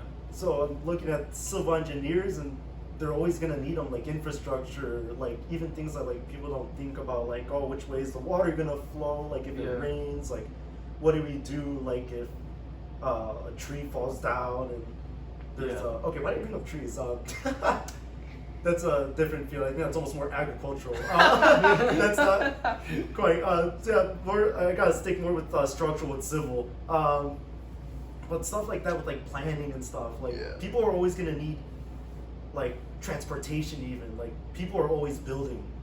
So to be a part of the process, part of the cog that keeps the world turning, like I feel like I'd be guaranteed like a place in the world to like get money. That's kind of how I see My teaching. question is with that is, especially when you're designing shit or planning shit and like putting in this scenario, what do I do with that? That's something that you can use ChatGPT for, stuff like that. So does that scare you? Because I know a lot of people, they look at their careers right now and they're like, oh, bro, if AI gets any more capable in the next few years, I'm gonna be fucked, because it's just gonna, like nobody's gonna need me. I'm gonna be, that's one of the things I want. Like I want a career where like I'm gonna specifically like hand choose it, where I cannot be replaced by AI. I'm gonna try like my best. What do you think though? Does AI like scare you like it does to me? I feel like this is like I feel like AI as it is right now lacks like critical thinking, like original like ideas, if that makes sense. Yeah, so, like, I know what you mean. I feel like it could give like almost advice, or even if you tell it like I don't need advice, just do, like it wouldn't be the best thing. Yeah. Now that you're mentioning it though, like if it got like super capable, like we have like crazy like drawings, it's like professional. Yeah, no, they can do that now though. Yeah, with AI drawing. Yeah, they can AI draw and stuff. Like you can feed it a prompt. I'm talking to the point where it's like credible though, like for someone's actually thinking, like it's structural, like this. it's structural. Like if you ask it to make a building or something, it's like actually structurally able to do that. Have you heard of like shit? I think they mentioned it in a previous episode. Is it like it's some Asian country they use that to make like their subways or something? Use or is AI? it like not? Is it AI or is it like an algorithm? I want to say it's like some kind of like. Is it like what? It might be like some form of like. Unless you're just talking about like a program they make. No, I think it's like some kind of I want to say like celled organism or something. What? Where like it goes to like all these, they put like a bunch of crumbs on something, and it makes networks to each of these things, and they made it like their subway system or something based off of that. That's so crazy. kind of like you said a cell. I want to say it's like some kind of. So I don't it's- remember what it was. Is this though. like another like nature mimics or like art mimics nature type thing? Yeah. I have never Yeah, heard so of they, that before. they use that to make their infrastructure in that country. What I want to say it's like Japan or something, or like Korea. I don't remember which one it was, but yeah, that's what they use. They had like this petri dish or something where they had like a bunch of like little things where they put specifically. It was it was supposed to look similar to their map, and they put the different crumbs or something where each of the like major ports or wherever were, or like stations were, and then they had the thing start out in the middle, and it just went doosh, and like just spread out, and it gave them like the most optimal way of doing it. So yeah, that's another thing where I'm like, dude, that could have been somebody's job taken right there, where their job was to plan out like how to do this in like the most optimal way, but dude, this thing just took that away from them. So that's what scared me, because I know you're talking about like it lacks the critical thinking. I know that like when I ask it certain things, it gives me the same answer over and over and over. I'm like, bro, come on, how original are you? But it the thing is really good. Like thing is, ChatGPT right now, like each time they update it, it gets more and more phenomenal. That's Now that's scary. Yeah, no, and That's it's terrifying. it's getting exponentially like more. I want to say authentic. Like its capabilities of being a human. Like if you put on like some other end of like almost like a chatbot, and someone was told to like talk to it, and they didn't know it was an AI. Like you didn't tell them that, they could definitely pass as human. that's what scares me though. Like, dude, how do you know that? Like, what if shit, bro, what if you're talking to somebody on like a dating app or like social media, Oh my god. and what if like they have this AI generated profile picture of like somebody that you find hella attractive, and they make a bunch of posts, and it's just like, dude, none of that shit was real to begin with. Like, what if like everything was like AI, and some random person just used that AI to make like a bunch of scam accounts? Yeah. You know what I That's mean? terrifying to think about. Like, how do you know Like, you're- there's even like you showed me yesterday the AI voice. Yeah. I've known about that for a year, but since you showed it to me yesterday, it's improved a lot. There's like there was like a catalog of like over 1,000 voices. Yeah. So I was showing him this website. It's called Fake You. You can look that shit up, but they have a catalog of like cartoon characters, actors, famous people, political figures, all of these people, and you can. I've seen It's that literally before. text to speech. You can put whatever you want, like a paragraph of just like words, and then you press go on whatever voice you want, and boom, you got like this long paragraph of like, let's say like Morgan Freeman saying something that you want, whatever you want. That's what scares me, dude. And have you heard of that? Oh shit, what's it called? There's this website that you can go on. It's not AI though, but you put like a specific app, like Instagram, Snapchat, Facebook, iMessages, and you type in like one of your contacts' name or something, and then like your name on the side, and then like a few profile pictures you put in there, and then it'll give you a conversation. Bro. So like That is. it could be insane. like a verified conversation. So you could put like some random celebrity, and then it'll look like you're in their they like sent you something in their DMs.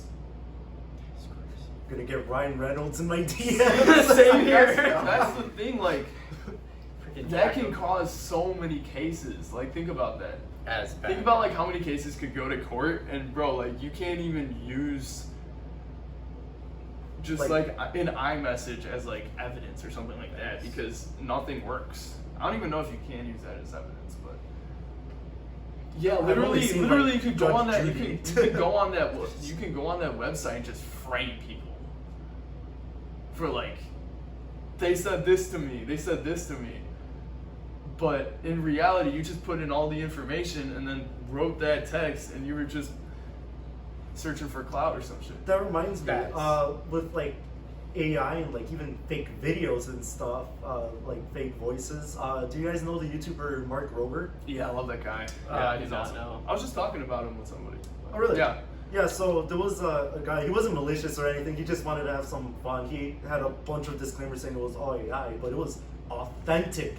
But you know the like the porch pirate packages he makes where it's like and it's like this glitter bomb. Confetti bomb. Yeah, it was like a goofy video. It was like he had it where it was like, oh, if they open it up, it's gonna be a nuke and their house is gonna blow up. It was a really goofy video, but just the idea that someone could do that and it seemed real, like the voice, the way he had him like acting, because it was like all AI. Wow. Yeah. It was really well made. So it's like just the idea great. that someone could do that and make it authentic. Yeah. It's a little scary where they can just make videos. Say last episode on this podcast, it hasn't released yet, but Ganil was talking about how he was talking about how for Secret Invasion, like the Marvel show that just came out, they used AI to make one of the intros, and that it looks so fucking real. But like, the funny thing is, dude, he's talking about like how, dude, why would like Marvel do that when they can pay like skilled people that like that's their job to do? But like the scary thing is, it came out very, very similar to how it would have actually been if they would have gotten somebody that was actually skilled in that area. You know what I mean? This world's gonna end up like Terminator. Yeah. I feel like it's difficult to say with the like art industry with AI, because like how you said, it can be really good, and even to like an extent, like let's say like there's like a hiccup, there's something you don't like about it, if you know something, like even like a surface level knowledge, you can probably patch it up yourself and it looks professional. Yeah. So like, but like going back with like the critical thinking, I feel like it lacks originality. Yeah. It can definitely create something like original where it's like you put it into like a reverse search and nothing pops up, but I feel like it just lacks like, what's the word I'm looking for? Panache? Is that a thing? Yeah, no, it doesn't like.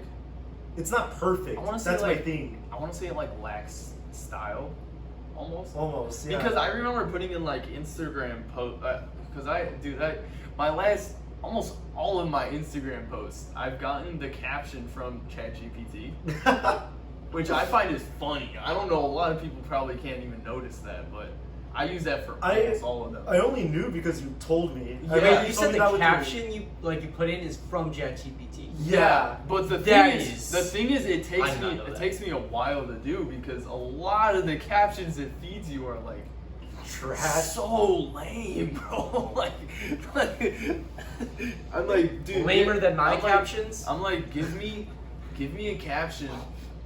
Give me a caption that's funny and has a pun in it somewhere. And sometimes ChatGPT just ignores you. It just skips over some points. Yeah, or the pun will just be so bad.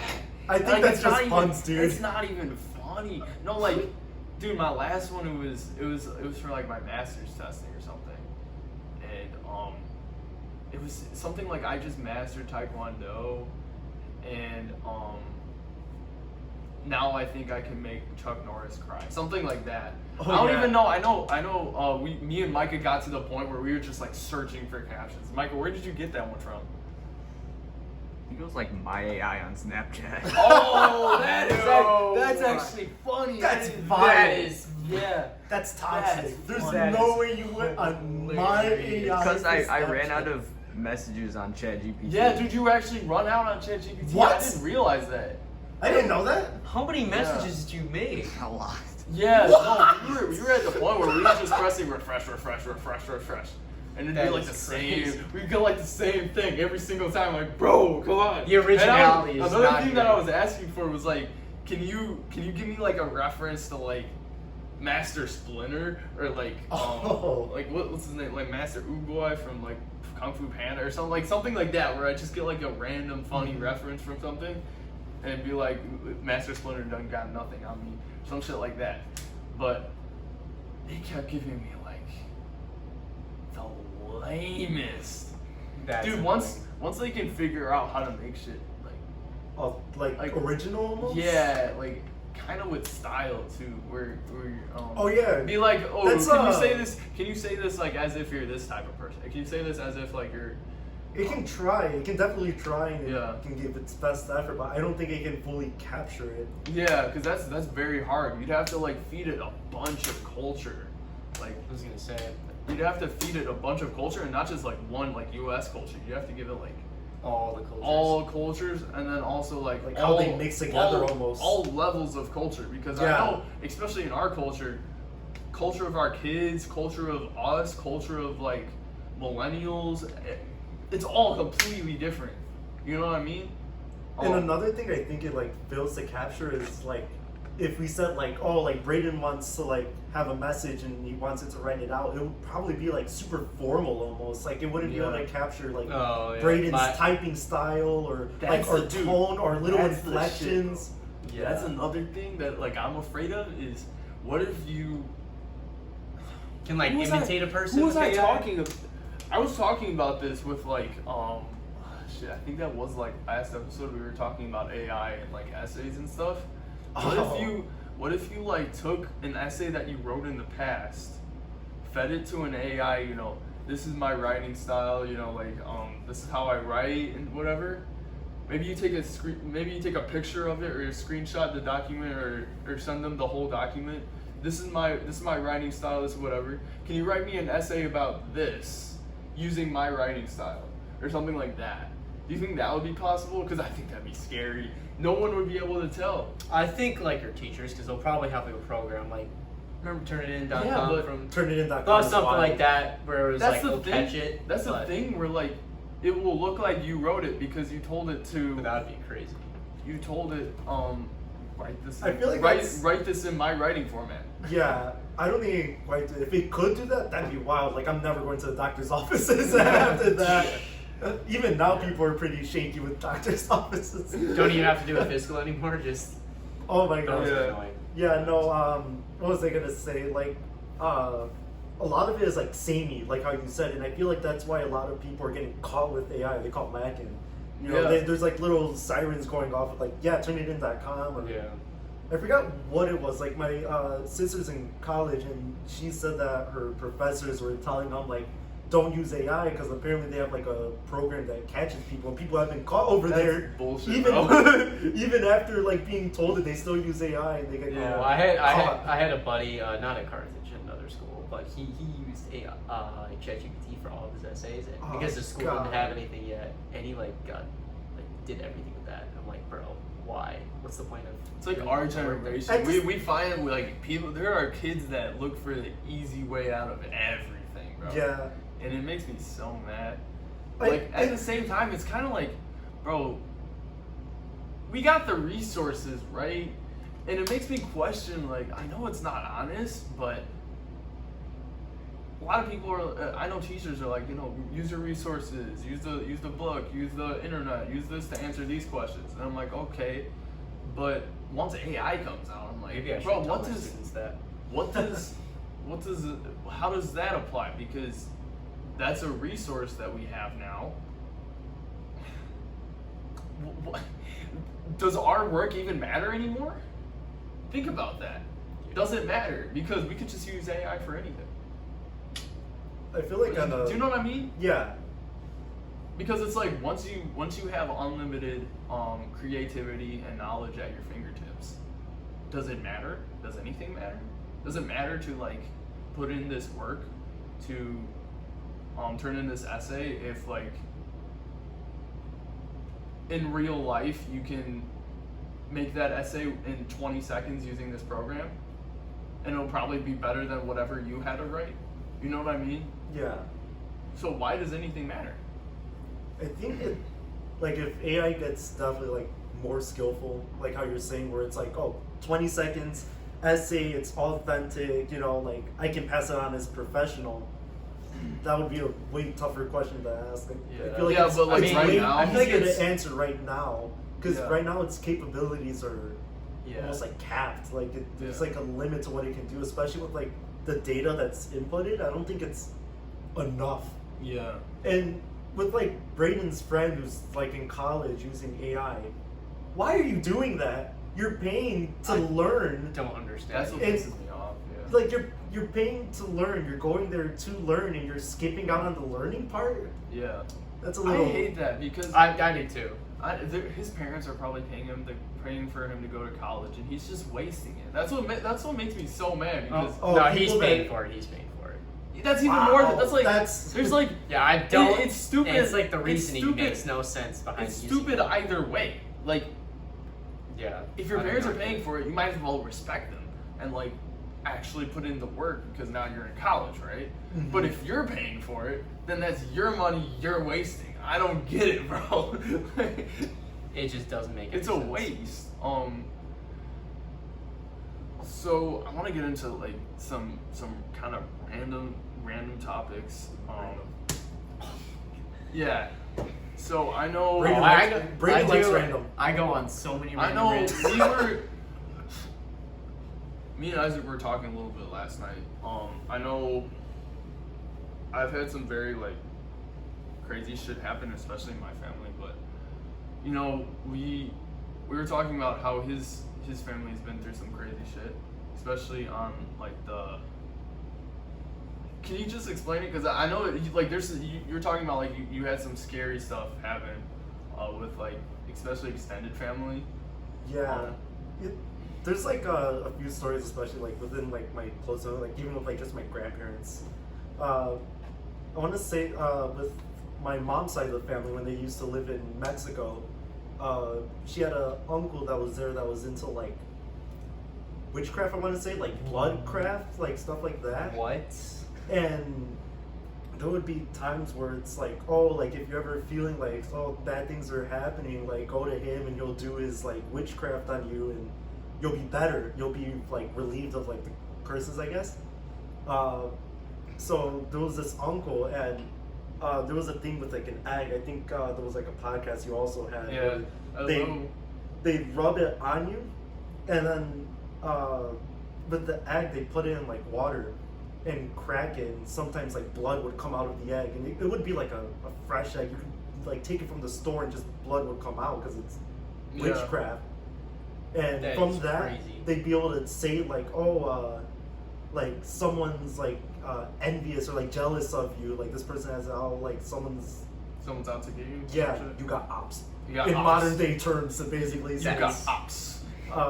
Or like, oh, there's like That is there's so like freaky. demons in your family, and it was supposed to like clear you of that. Mhm. That's what it was supposed to do. But my mom felt that it always my mom felt that it always brought in more problems and solved them. So it's a Yeah. little creepy though that Yeah. stuff like that is. I don't know. Just think about blood coming out of an egg is just a little. I got a story for you guys actually. You got got it. the story. This Yeah, isn't mine, even take my mine. story. This happened when like my dad. Yeah, no, was that in wasn't high my school. story. So my dad and his like friends were like playing. Was it? I think it's a Ouija board or something. Oh, no. Yeah. It's one of those games. So, anyways, they do something where it's like they asked the devil if he was like real or not, and it said, and then it responded like, check so and so magazine in like my dad's drawers or so anything. So he like grabs the magazine, and it was like a sports magazine. There was like a picture of like someone like doing like baseball or something on the front. Yep. And then he pulls out the magazine, and it's the picture of the devil. Bro, what? Yeah. Fuck. Dude, It was that's like why I something do crazy not- like that. I where it will was like, never play that game ever.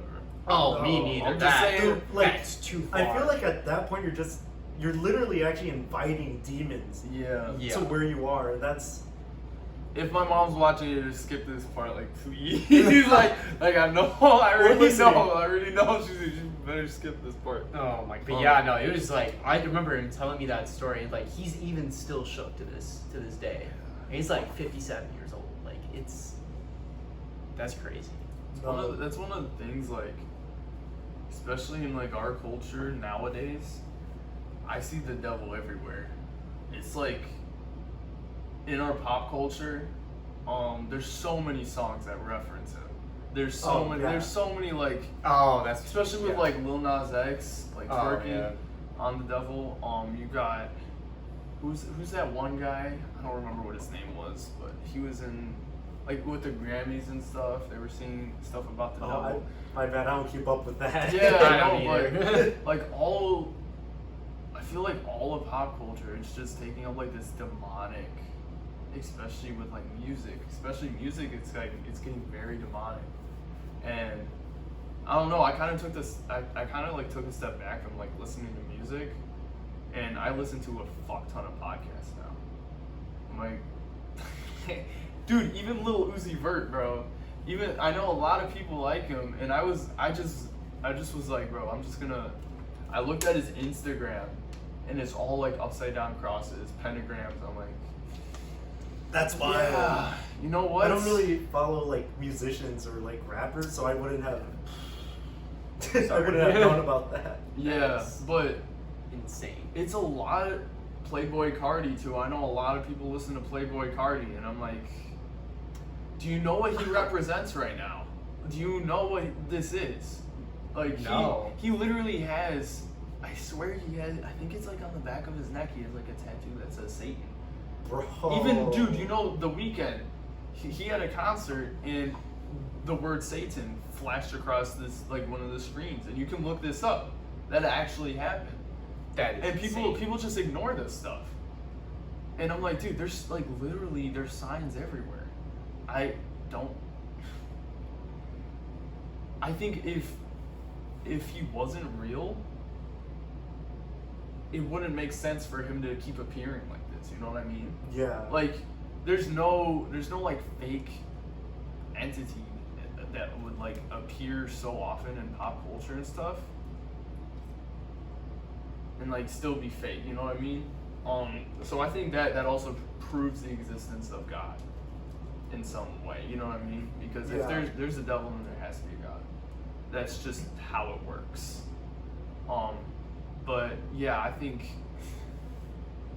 especially with your story about like asking if there is a devil, that's my thought. That's my thought on that. Especially since you see that on a magazine that also says some shit. I was gonna say, Oh, like, that's not yeah. like something where it's like, that's a physical object that like was literally changed. Yeah. Like away in this like what other room? Even if it was the same room, like it happened. Yeah. And dude, y'all gotta like, what episode? A few episodes ago, I told the story of my dream, but I don't really want to go into it because I might just show you guys the clip after, because I know I've already mentioned it. Micah, how many times? Like 2 or 3 times. Twice. I already mentioned it twice on here, so I don't want to go too deep into that. Maybe we'll talk about it later. I don't know if I might have told you the story about my dream that was like super demonic, but yeah, you know what? I just want to move on. Yeah, let's move on. You guys haven't had any personal encounters? Yeah. With stuff like that?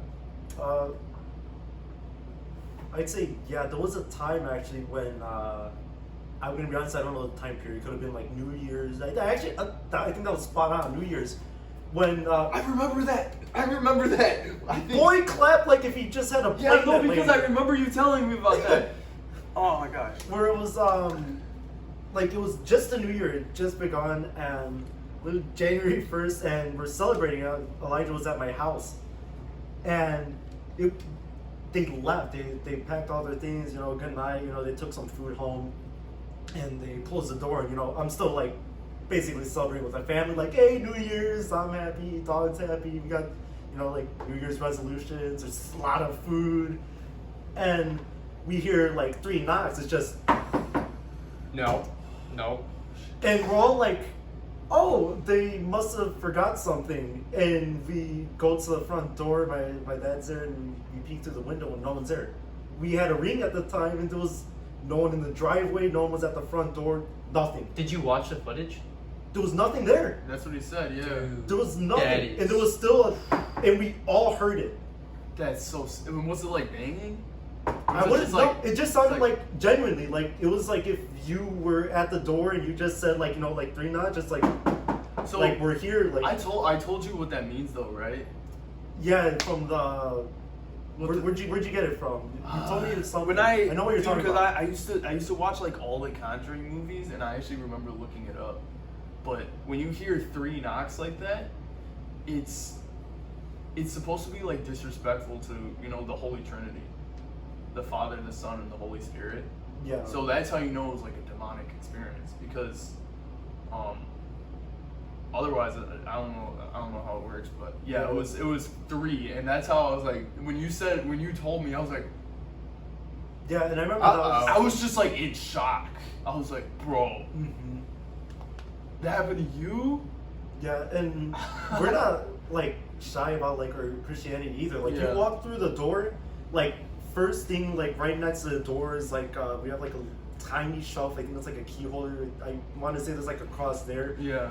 Right down the hallway, as soon as you enter, there's like Bible verses. Yeah. We have a whole bunch of stuff. So it definitely wasn't an accident. What did you guys do? I forgot what you told me. Didn't you like, after that? Yeah. What did you guys do to? So my grandpa's a pastor, so we had called him down. I think it was over like that weekend or week, and he was like praying in every room of the house, just like prayers, like, you know, like this is like a Christian household. We are like children of God, like in the name of the Holy Spirit. Like what is it? There's like a certain like sentence that they say. Do you know what I'm talking about though?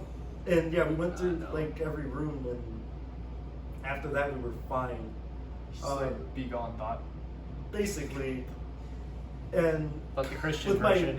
with my grandpa though, now that I'm thinking about it, there was a story where it was just because it's just him and his wife, my grandma, and at their like house, and he was in a like dream, and in the dream a demon had come to him and was strangling him in his dream, and he was choking and he couldn't breathe.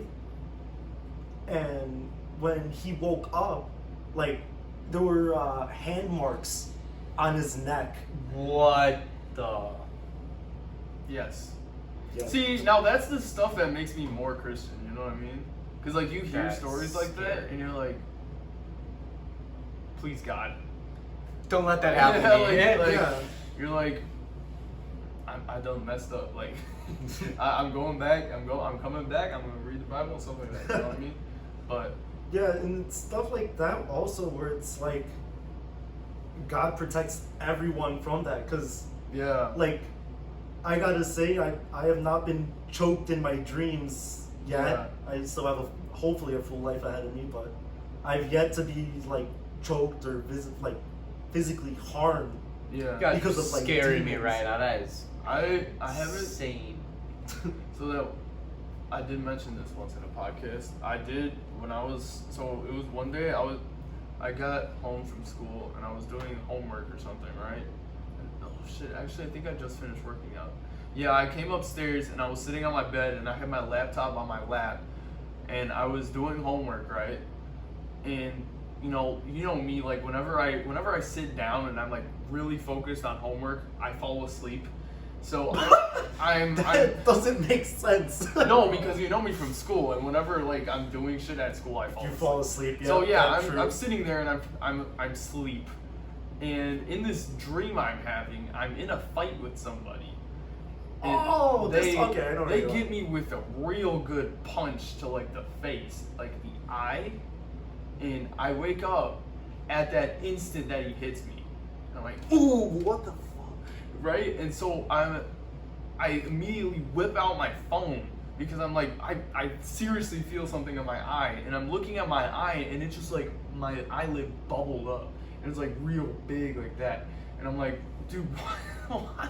Like, how did that happen? That was a dream, but I got a sty. Like in my eye, I got a That's sty what it was. on Yeah, my I was eyelid. trying to think of what you Yeah. got from that. And it was there for like a solid 2 weeks or 3 weeks. It was there for It a was long closer to a time. month. I'd say Yeah, 3 it was, weeks. yeah, probably like a month, and it would not go away. It was so annoying.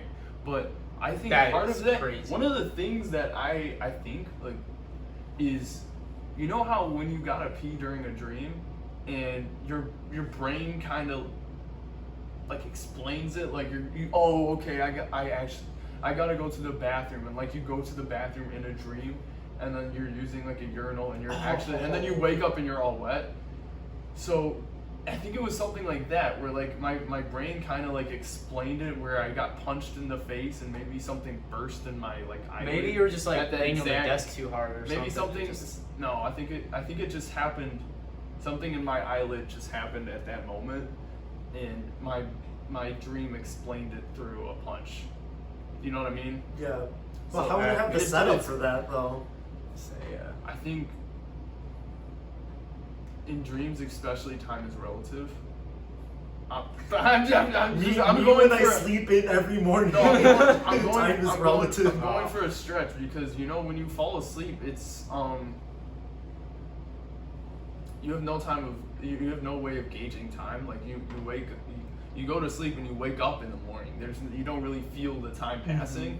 So I think it's something like that where it might have been something that's been building up, and then at that moment maybe it just like and it was big. You know what I mean? I don't know. Or maybe I felt the pain exactly, or maybe it happened like towards the beginning of the dream, and then by the end of the dream when I woke up it was already there. I don't know. Maybe it's something. I'm not sure how it works. I'm a big believer that God speaks to us through dreams though, so Yeah, I do too. I don't think it was an accident. I do think where was I going with that? I do think that he does give us I don't know if he gives us demonic dreams, but I do think that those dreams are meant to lead us more into where we're Yeah, supposed to go. he lets them happen. Yeah, I think it's almost like he kind of scares you into faith. You know what I mean? That's smart. Yeah. That is smart though, if you think about it. Yeah. 'Cause it forces. So away from demons and the devil and God. Oh boy. Let's get into aliens, because I love talking about aliens. Here, before we do this, I know I we- have to go to the bathroom. So Oh, I'll be he right said- back. he said- That's because you drank Time all out. that water. I know, I drank that whole thing. I'll be right back. I'm so sorry. Uh-oh, I also drink that whole thing. Isaac, What's going on here? I'll be right Is back. that pause? What's going on? No. No. We still rolling? Still it? rolling. Yeah, we're still rolling. Don't pause it. We'll still go. Do you think how likely? Give me why is this down here? Give me a percentage, bro. How likely do you think it is that aliens exist in our universe? 0. Somewhere. You think it's 0? Wait, actually? I don't I love aliens as a concept. I think it's. What do you think? I know exactly what you mean though, because I listen to way too much. I love talking about aliens and stuff like that, conspiracy theories too. But I listen to way too much Joe Rogan, and he talks about the same thing, that he wants them to exist so bad, and he tries to make it so that his desire for them to exist doesn't cloud his judgment to where he believes anything he hears about them being real. You know what I mean? Mm-hmm. So, but my thing is, our universe is so big. I think, I can't even comprehend how big the universe is. The odds of us being completely alone, I think it's got to be mathematically very close to impossible. You know what I mean? Kind of, yeah. Yeah, it's kind of you walk into a desert and there's no life. There's got to be something, hiding under a rock somewhere. You know what I mean? There's got to be something. But yeah, I'm dude, there has to be. I know some people think that, bro, the pyramids were built. Surpats. Oh, Surpats, and his podcast just came out. Oh, I'm so sorry about that. Some people think, aliens built the pyramids and stuff like that. I'm not entirely sure about that shit, but I think they have to exist, because otherwise it's impossible. Because of this, what do you think? Do you think that aliens exist? What's I the know, percentage? I think the universe is way too big for them not to exist. That's kind of what I told Isaac. There's so many galaxies out there, and just even in our galaxy, it's just so big, where it's how would it be how would it be possible that we're the only life form in the entire universe? there's gotta be like another planet Earth or something. Or it's not humans, but like it's another species, like it's just as like potent and like capable as humans of like terraforming the planet where we don't terraform. The funny thing is, I feel like if there was like aliens, like life on another planet, I feel like it'd just be like a mitochondria. Yeah, like low-key. Yeah, probably would I know be. what you mean. And the other thing that I always wonder is, you know how like when we look at a star from like here, we're looking like millions of years in the past, basically. Yeah. Because of how long it takes like light to travel or whatever. So what if like the aliens that, if there were aliens in the like universe or whatever, what if we missed them by like millions or billions of years? You know what I mean? Probably, So, like, probably did. So like, what if the aliens that do exist are like millions of years in the future or millions of years in the past, and we just missed them by like that much? You know what I mean? Telling you, man, there was life on Mars before life on Earth. No, I'm kidding. But Yeah, it's crazy. I know Maybe. there's a lot of people that say that, and that there used to be like literal oceans on Mars, but you know there was. Oh yeah. But It's very hard. It's very hard to tell. Like, what if we did miss them? with like when people like I love the water argument, but it's like there are so many planets with water that just can't host life. It's just Yeah. like it doesn't work out. We hit the jackpot though. Yep. And I think we can't be the only jackpot. Like, you think about it, I don't know how to explain it, but there can't be like every other, it's like almost infinite. I think space is infinite, actually. Always Which it's growing. hard to wrap your brain define around. space. Do you Define- like define it? Nerd Like, do you emoji. think- Define space. well, think about it. Do you define space as the universe? Because the universe is finite. Ooh. It's Or is- philosophy type stuff right now, I think. Or does space, because they say that our universe is kind of like a bubble, like a ball, right? Everything's encapsulated in this, and it slowly expands. What is it expanding into? Is that more space, or is that something else? Do you think that? My thing is, so like, what if there isn't anything after that? You know what I mean? What if we're like the only universe? What if there's like other bubbles? I Or thought other they found galaxies other and stuff? universes. Have they found other universes?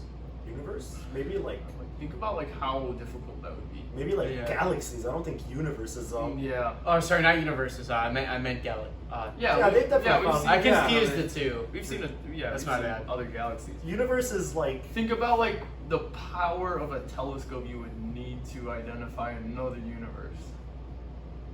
That'd be. You'd have to look through. trying to like comprehend what you would even need to like look for to begin with. Yeah. Like outside, because there's like a like what is it, like the cosmic microwave they call it. Like there's a lot of noise in our own universe that you would have to go past to even see another universe, if there's one to begin with. I was gonna That's so say we crazy. might be. So, what I wonder is, you know, Elon Musk talks about like colonizing Mars. Do you think if you guys got the opportunity in your No. lifetime, no? But what if there's like some kind of world-ending thing that You happens didn't on even Earth? finish the question. My bad. If you My finger slipped. if you had the funds, What was even the question? He interrupted. I'm asking if you guys are capable during your lifetime at some point and they were making the move to another planet, would you guys go? I'd probably visit the other planet if that's possible, but I'd probably still want to live on Earth. Like, if you And think you're about it, avid no. I read between the lines. I knew what the question was. No, Yeah. I'm still not. That's so funny.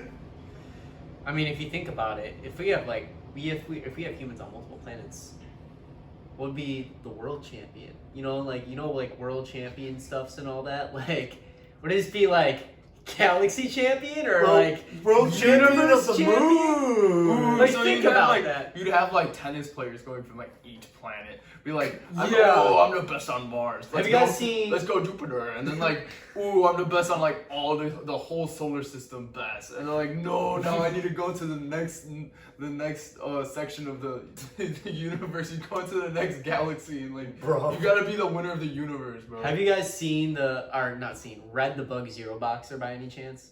No. It's basically like that, where it's like zero gravity boxing, but it's like that, where it's like different planets have like different leagues, and then they finally do like a huge tournament at the end, and it's like They got the boss fight.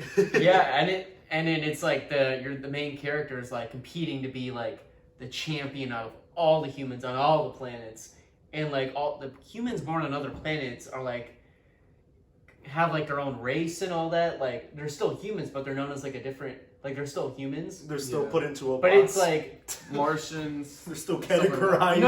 Like It's you like never escape it's like it. race, like modern day race. It's like another race added I to think- modern like day race. like the 2 mile, like the 1 mile, like a 5K. Yeah, that's exactly what I'm talking about. Thank you. My thing is, I think that if we have like a select amount of people that go to this one planet, right, and they start reproducing and they live there for a long, long time, dude, what if they start adapting to that environment and now they can breathe in that air? Or maybe they grow taller to match that environment. Maybe they grow like certain like adaptations in like their lungs or their feet or their arms, or maybe they got like an extra arm growing out of the back of their head. That It makes could be like no weird. sense. It's like, oh, but it helps them in that environment. What if they get like certain advantages just to fit that? You know, what I mean? That would be awesome. That To would see. be. That'd be And like interesting. now you got the people on Mars. They're like That'd be millions and billions of years of evolution. they of got humans like evolving. they got webbed feet, and now you're talking about the people that live on this planet, and they got like big heads. Maybe you got the people on this planet, and you know they've got 4 arms or some shit, and that just helps them in that environment. I think that would be so crazy. It'd just be like everybody's a different species almost, just because the environment in that area called for them to do that almost. Because this is a lifting podcast, imagine the gains. Like, would it be different gains you can get on Mars from lifting on Mars? I don't think it'd be. I think it'd be kind of like. I don't want to get canceled, bro. I almost got, bro. But I feel like You almost got caught lacking? Yeah, I almost Bro, got caught lifting on Mars? No, because What's like I going feel like through your head? no, I'm thinking Well, like be careful! Don't I'm cancel thinking- yourself. I'm thinking like, dude, the people that have different adaptations from different planets, like, bro, it would not be fair for a person with like 4 arms to go in like a rowboat fucking sport against a guy that only has 2 or like 1. What you talking about? That's straight facts. Yeah, it just wouldn't be fair. I don't think they should be allowed to compete. Okay, I'm just saying, That's no, why I no, said no. I didn't want to be canceled. No, because like I mean that's just straight facts. Like if you put me in the 100-meter dash, I'm rolling the kid in the wheelchair. You're gone. It's just common sense. You know what I Oh mean? my god! But I did not expect that. They're That's not rolling. from lifting on I Mars. just think, Oh my yeah, god! lifting on Mars, like they have similar gravity though, no? I feel like it also has. You could be at a disadvantage depending on how much gravity you have. Yeah. Like if you're lifting like Imagine- you'd have to adjust for that. You might have to get more and more weight just. I'm to trying lift to it. imagine like sumo wrestling, the guy that lived on like Neptune, like the thickest skin. Yeah. God. What if like imagine you just go to like certain planets just to cut, and certain planets just to like bulk up. Be like, bro, oh, I'm taking a trip to Mars this Saturday, you know, or this I'm taking a trip to Mars these next few months because I'm cutting or something like that. and then like they're like a fitness influencer, and then they got like all this stuff. It's like, oh, I'm going on that spaceship that's by the sun just to cut, you know, because I need to like I need to lose as much weight. It's like a sauna. It's like a sauna. Yeah, you take a business trip to like Pluto for that lower gravity. Yeah. You're just out here flexing your lower bone density. Yeah, that's so funny. Yeah, man, I don't know, man. So here's my question. You guys know Star Wars, right? Yeah. You think that's ever possible to have like wars in like, you think we'll ever get to a point like in kind of like an innovation in technology where we can actually like have like wars between planets and stuff? Like Star Wars. Obviously none of that Force stuff, but like... So there's two things with that. I bring this up a lot, but I think one thing's gonna happen. That'll definitely happen if there's a space future, like you're saying. Like if there's humanoid aliens? No, like if... Like space future as in we colonize other planets. I think it's definitely possible that like eventually we'll have wars in space. Oh, just they're like already even setting among up, ourselves, right? We already have wars right now, like over one planet. Yeah, over like countries or regions or resources and stuff like that. Like how eventually there's definitely gonna be wars in space. I think that's definitely if we get to the point where we colonize other planets. Either that happens or the sun destroys the earth, or like the world ends before that point. So I think once we get to that, if we get to that point, the human species will basically have no way of dying out until like the universe ends. I was gonna say like, if I forgot about that, but like I would say the only way for the human race to really survive infinitely would be for us to like learn how to, not just like other planets, but like other galaxies away from our own sun. Yeah. So that like when our sun does die and does create a supernova, the human race would survive. The problem is we would have to go so far away to survive any supernova, because there's supernovas that we still feel the effects of, and it's like miles, like thousands of like light years away. Yeah, that's so crazy. But yeah, I think about that shit. It's so crazy. It's like, dude, we'd have to be like, adios to this universe, onto the next. We'd have to pull like a Rick and Morty, bro. Like we'd have to be like, dude, this universe is fucked. Let's go to the next one. And then think about like how far in the future that would be. That'd be like billions and billions of years in the future. More and than imagine how advanced our like humans would be at that point. You know what I mean? Dude, that would be. I think that's crazy. Honestly, I would never want to live that. Yeah. Actually, I was talking with Kaveen like one time, and this is not about like space and all that, but he was like talking about like how like he's like talking about maybe one day where it's like humans can find a way for humans like for people to live forever. Yeah, he was talking. Like shit, I was with you that day, right? Were you? I think you were. Oh wait, I was also there. Yeah, that was in your backyard. You said. No, it was not my backyard. No, you might have brought it up. It was in a parking lot. Yeah, it was in a parking lot. Probably just brought it up then. But he was talking about how like he thinks that like eventually technology gets to a point where it's like, or it's a possibility that like we'll get to a point where it's like we can stop aging at a certain age and just cut it off. Yeah. And he was just like talking about like how like if that happened, how like kind of like overpopulated. I think we were talking about overpopulation. That'd be. Yeah, and he was telling us how that's why we really need to focus on being able to colonize other planets, because there's gonna be a point where like we're not gonna die, our kids aren't gonna die, our parents aren't gonna die, and like all of that, like all these generations are just gonna be on Earth, and there's just gonna be a fuck ton of people. I was gonna say, like, we're gonna have infinite living. They're gonna have to do like the Hunger Games or something. Yeah, that might not even be enough, bro. Dude, that'd be like, that'd be so bad.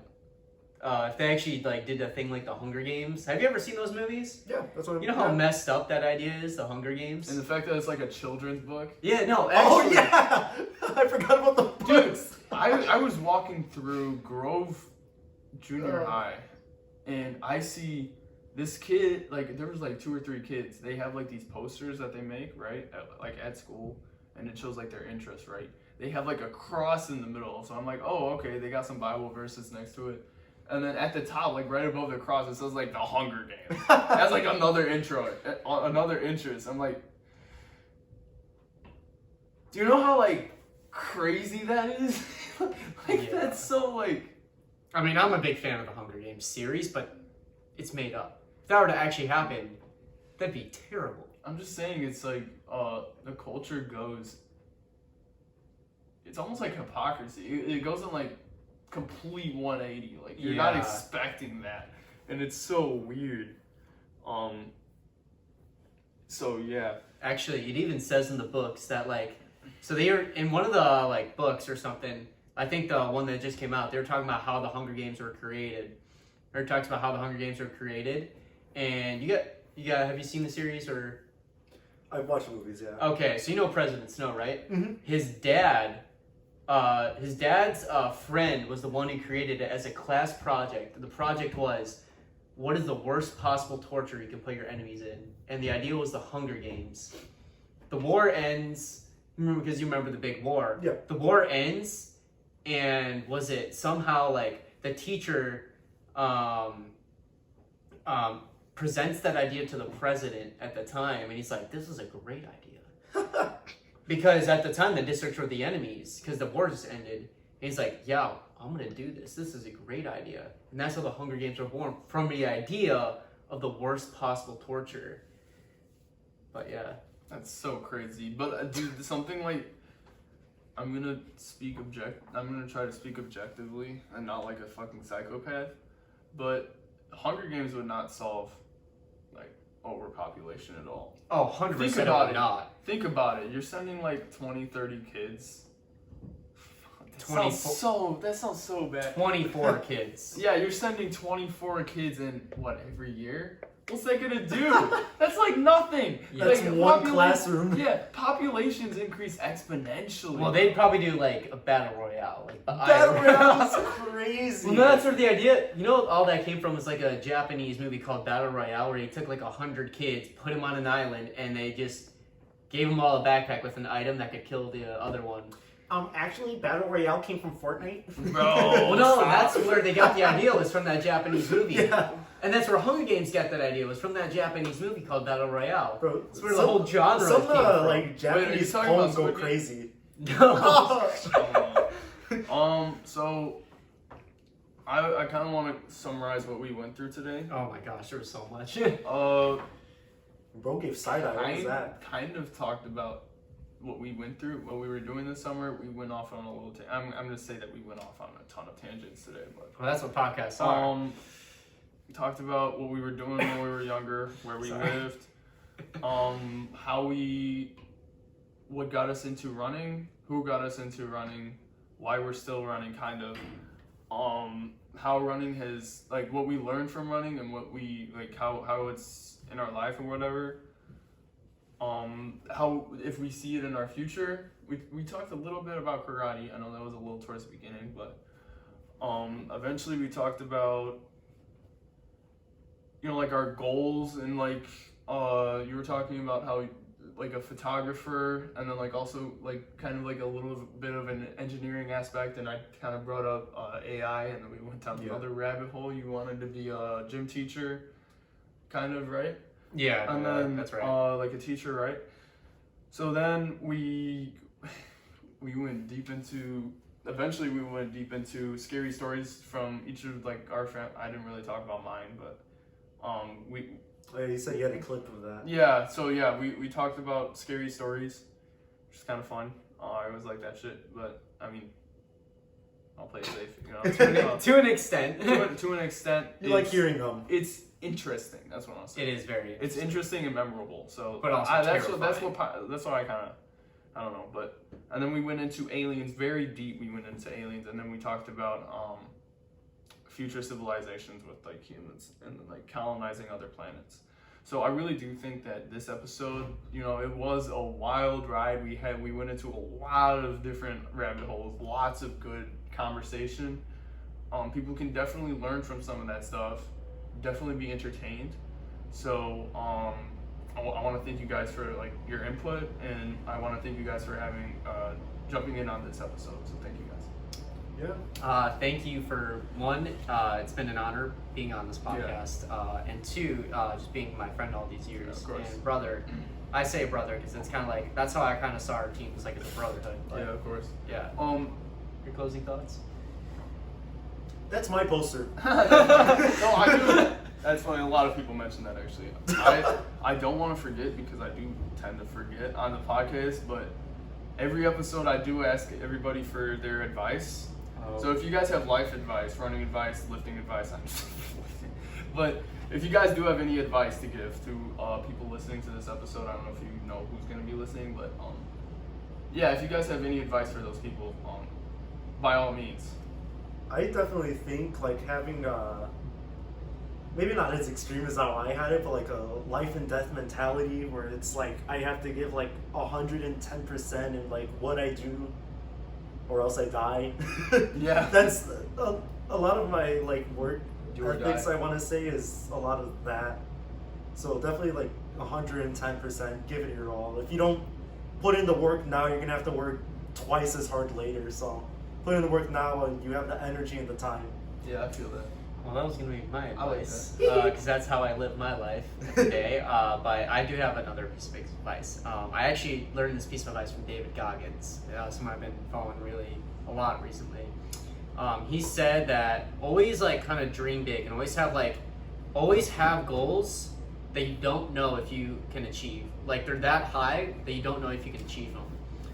Because chasing those goals, in the process of chasing those goals, you'll get so much better at whatever goal or whatever discipline the goal takes place in, that you will surprise yourself of how successful you become in that field of discipline. I also think that it's important to not have any goals, not have any motivation, because dude, you've seen those kids. You're like, bro, why are you running? And those kids can sometimes be scary, because you're like, bro, why the fuck are they here? And they're just there to kill. You know what I mean? And like, dude, you've seen those kids. Those are sometimes like the fastest kids. They have zero motivation. Oh, okay. You know what I mean? Like it's just discipline. That's the only reason. They've been doing this for so long. That's another thing that David Goggins talks about. Because bro, what is he running for? True. Like, I mean, before he became a motivational speaker, there was a long period of time where he was just running just because it like fortifies his mind almost. It's like mental. It's a mental thing. That's what I do. Mm-hmm. That's what I do half my shit for. Like, I lift weights not because I want a good body. That's a side effect for me almost. Like I want to have like a strong mind. I want to be focused and disciplined. Mm-hmm. And I think that's putting yourself through physical torture. No, I agree. I know what you're saying. I know what you're to saying. some extent, that's like, it's almost a good thing for your head, for your brain. Yeah. Because I'm getting what you're putting it makes down. makes you just better as a person. You know what I mean? So yeah, that's kind of what I want to add to that. So I want to thank you guys both for this awesome episode. Micah, how long was this? 231. 231 is kind of crazy. That might be the longest. Is this the longest episode? It might be. He brought out the shit. Hey, for two, Give me some of those. For 2 guests and not 3, that's kind of crazy. You guys did awesome. So, Oh yeah. thank you very much.